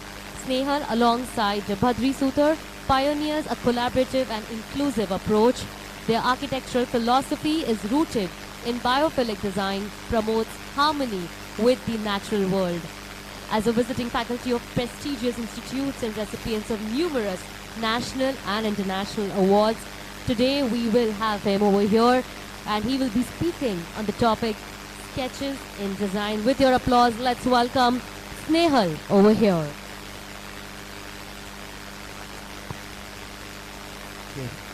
Sorry for a delay. Actually, file was not working.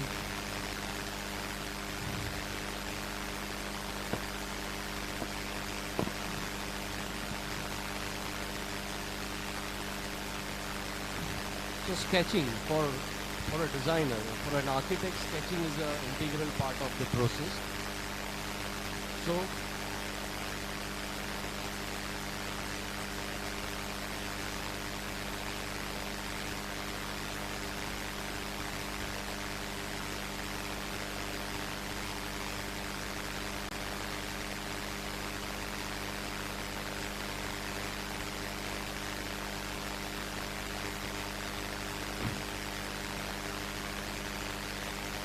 okay, so here few examples of the sketching done by some professional artists as well as some students, some architects, some children.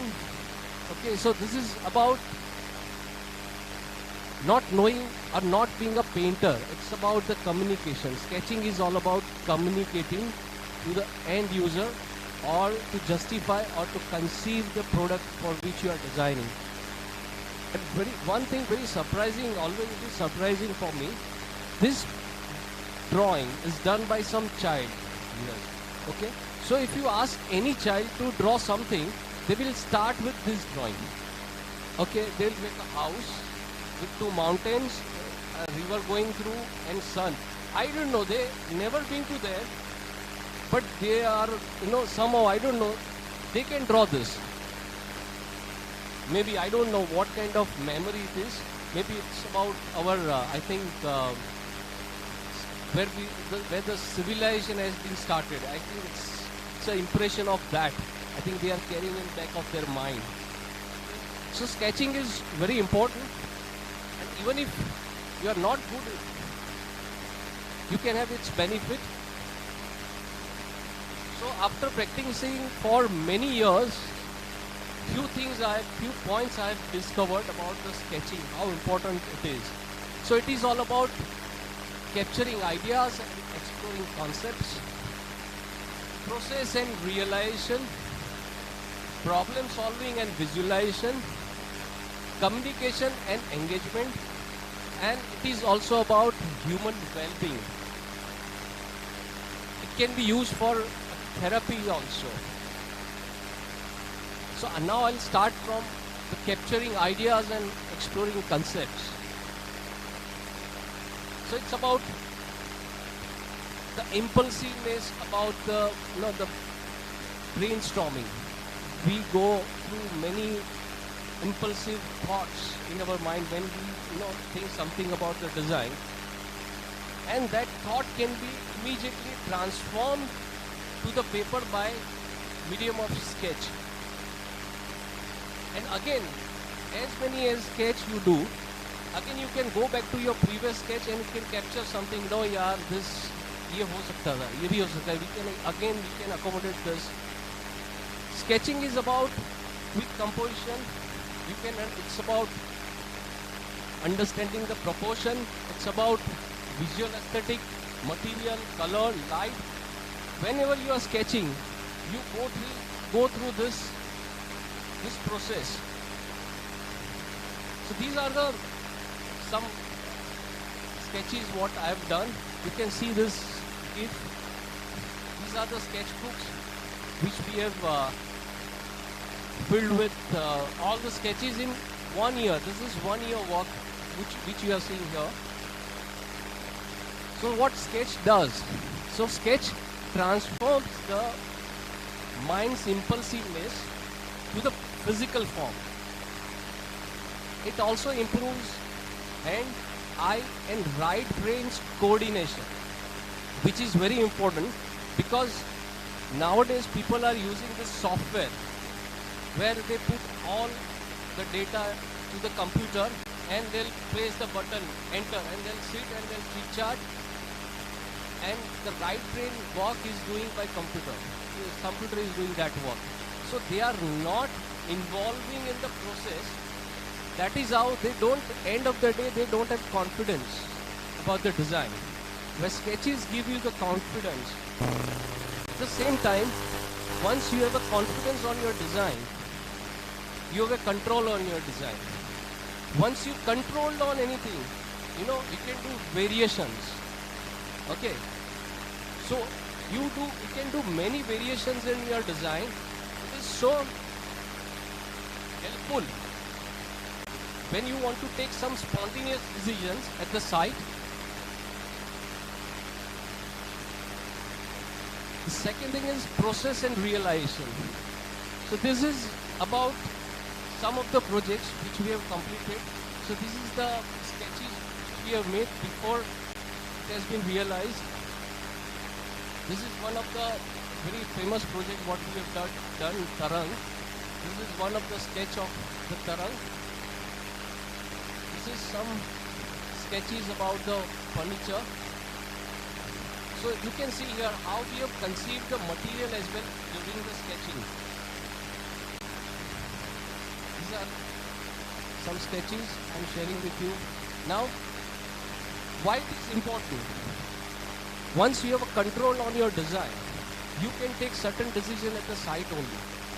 In this project, we had a challenge about the tree was coming in between. So I had to take immediate decision. Since I was able to sketch it, at the site only I sketched everything and I changed the angle of the wall. So that is how sketches really help you at the site. If you want to take some spontaneous decisions.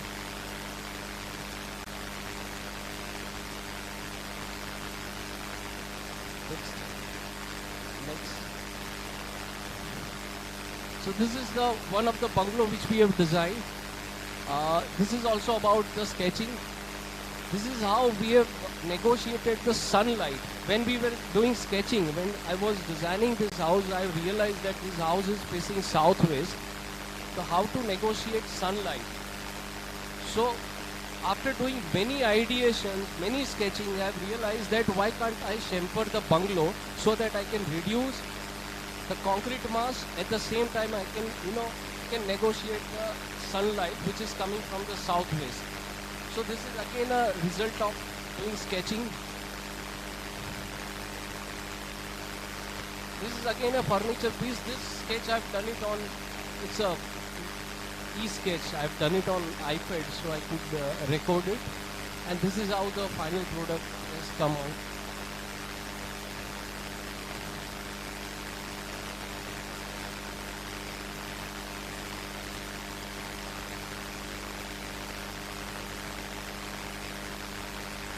I'm using Morpholio. Morpholio is a fantastic software for an architect. If you are using iPad, it works only on iPad. It's a fantastic software.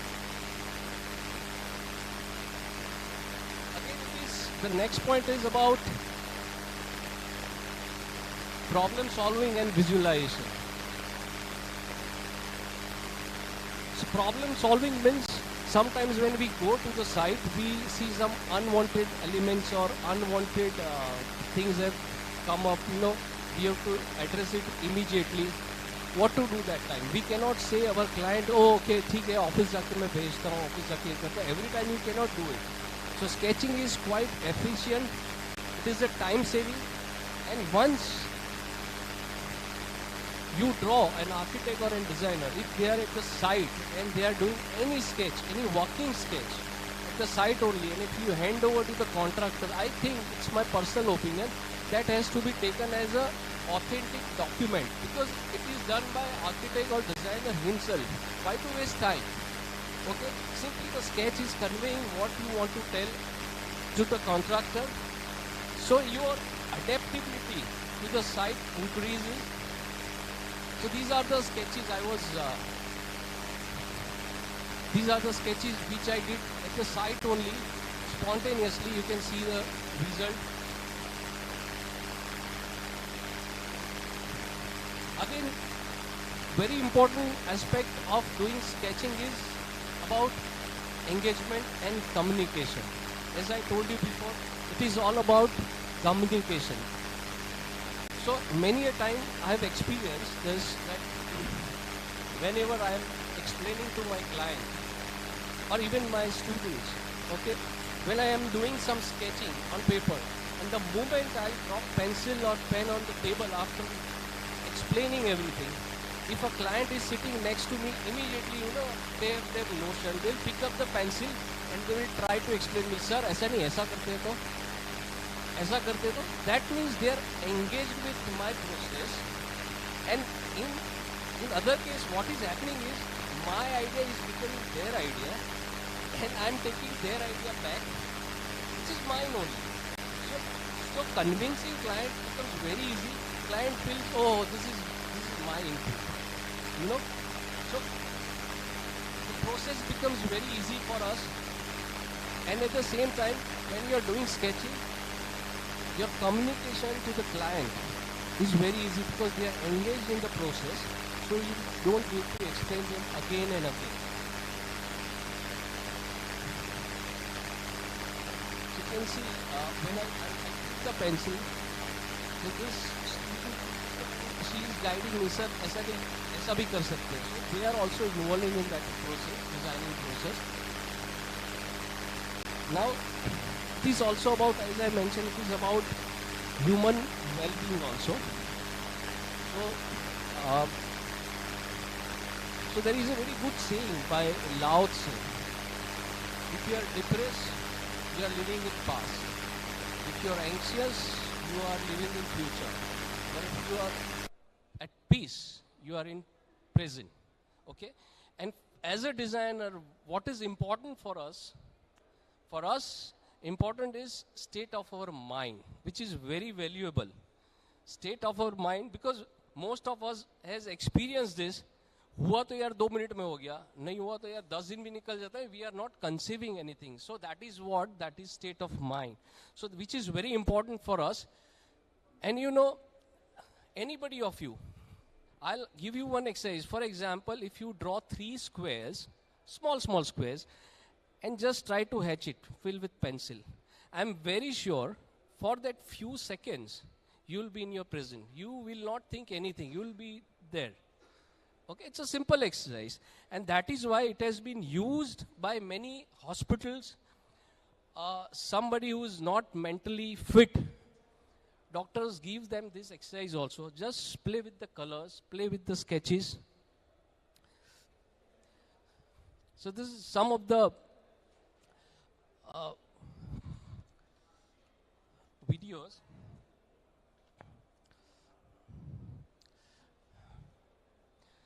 So it has been found that it is, of course, some research has been done by scientists that anxiety and stress can be healed with the help of sketching. If somebody is not fit, as I mentioned, you give them exercise, it unlocks trauma. Okay? So in many hospitals, like even if people are mentally retarded, they give this exercise them to be in present, to guide their force, thought process. It is also about the stimulation of right brain, which is very important. That is what I was mentioning about the software. So when you are doing sketching or anything which is creative, you are singing, you are drawing, or you are telling something, at that time your right brain is working. Whereas when you are using software, you are not using your right brain, believe me, because nowadays youngsters, they think that, oh, I know this software, that means I've achieved something. I think that is absolutely wrong thing. You have to sketch. Even if you don't know how to sketch, then also you scribble on the paper. But don't avoid it. Don't rely on the software, because once you sketch and once you know the concept by sketching, you can guide software to work for you. Idhar kya ho raha hai? Software is guiding you. It is reverse process. Instead of giving instruction to software, we are relying on the software. Software is working on us.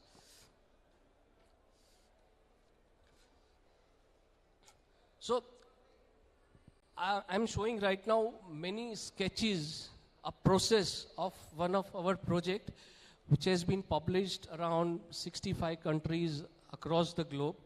We have received more than 15 awards, international awards and national awards from China, Moscow, London, Milan.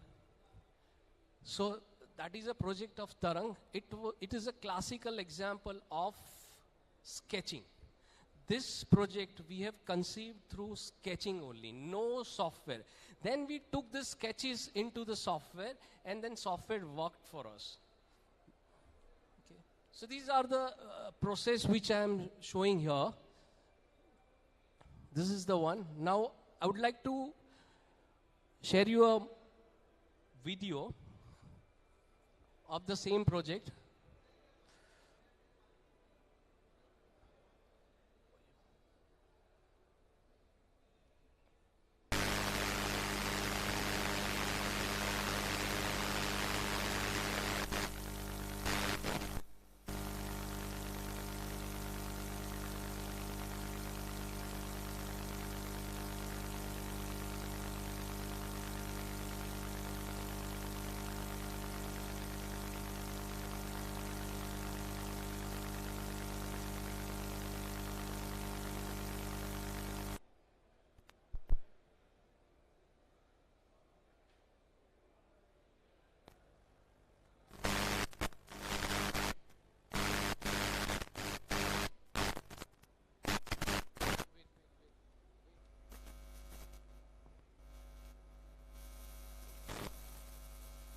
Sounds.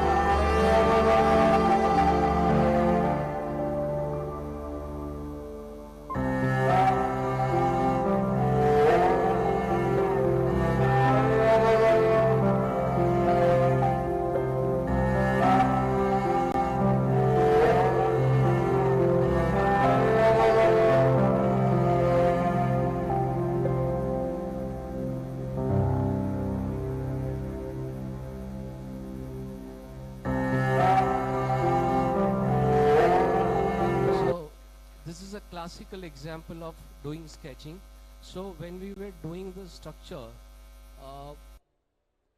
even software was not able to, it was not able to give us the working drawing. So many of the time, I used to stand at the site and I have to give them the solution. That is, this is how you have to take arch. This is long, you can take this span. This height you can do. So many sketches I have done it at the site only. Not only that, a few days back, after the construction, few months, after a couple of months, we have realized that there are cracks in the structure. And the structure was settling. Of course, doing structure engineering about this structure was also very difficult because none of us done this kind of vault before. Even the structural engineer who has mastered in this, for them also this was the first time because this is the largest in India. So nobody can design the structure. Even when we feed the data to the software, there was some error at certain stage. So we took the spontaneous decision. Some of the arches what I have created there only with the spontaneous this feeling that no sir, yahan pe ye kar lete. I think that will withstand the structure. So that was because of the adaptability, because I could design and I've sketched the structure. I can feel it that okay, this structure is supporting me. Okay, he will stand. The structure was talking to me. No, okay, I'll stand here. Just give me one support here. Just give me one support. I'll stand.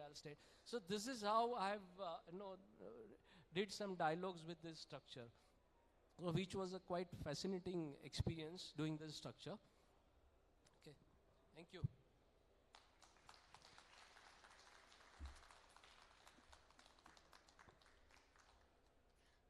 Check. Thank you so much, Snehal, for those presentations. It literally felt like your structures were speaking by themselves, Thank you so much for that. May I request Mr. Hasmukh to please join us once again and present a token of gratitude to Mr. Snehal over here.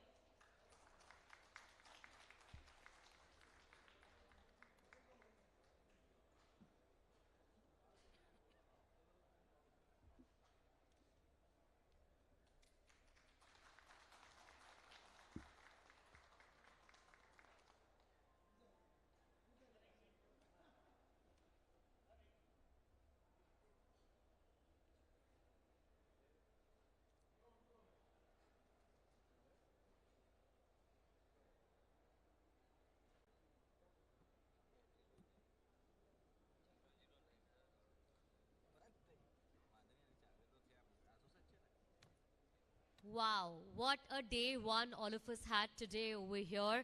This was the day one of HBLF, and I'm sure that it was a day filled with a lot of insights, with a lot of learnings, a dive into the future, what AI can do and how we can actually utilize the power of technology as well.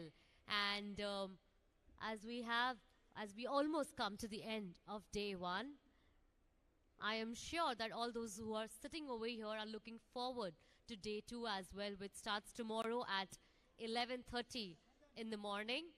But before we wrap up the day one, let's have a group picture. The man force behind HBLF.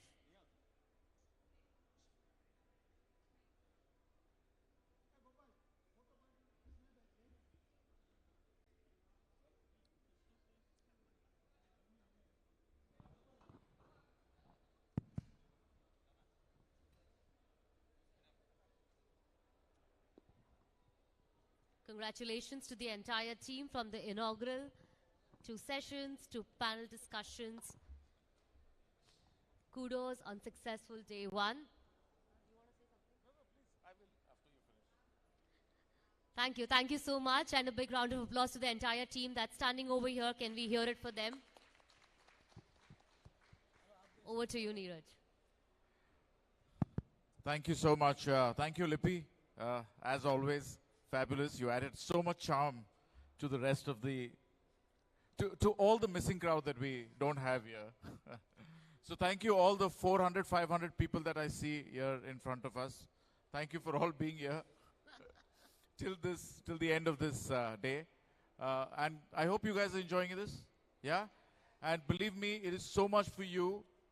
A lot of these topics have been thought of, keeping so many students in mind. And thank you, Snehal, for having such a lovely fan following that you do. We're hoping to get your participation and even better participation tomorrow. And it's all in sync. All the topics have been designed in sync with each other. And you will realize, whoever has been here for a longer period of time, you will realize how and why it has been conceptualized in a certain manner. Thank you, all the architects, all the designers, all friends, everybody who came in only on one phone call. Thank you, Prashant, you're here. Thank you. Snehal is always there. So thank you. Am I missing anybody here? Because most of the architects have gone. Thank you so much.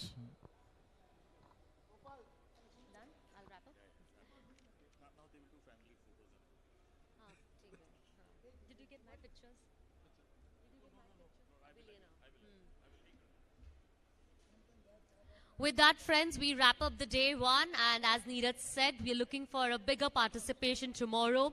We start at 11:30 tomorrow and looking forward to seeing you all. Once again, a big thank you and a big shout out to all the architects, all the designers who have joined us. Thank you for taking out time and being part of the panel discussions as well as sharing your knowledge. Thank you.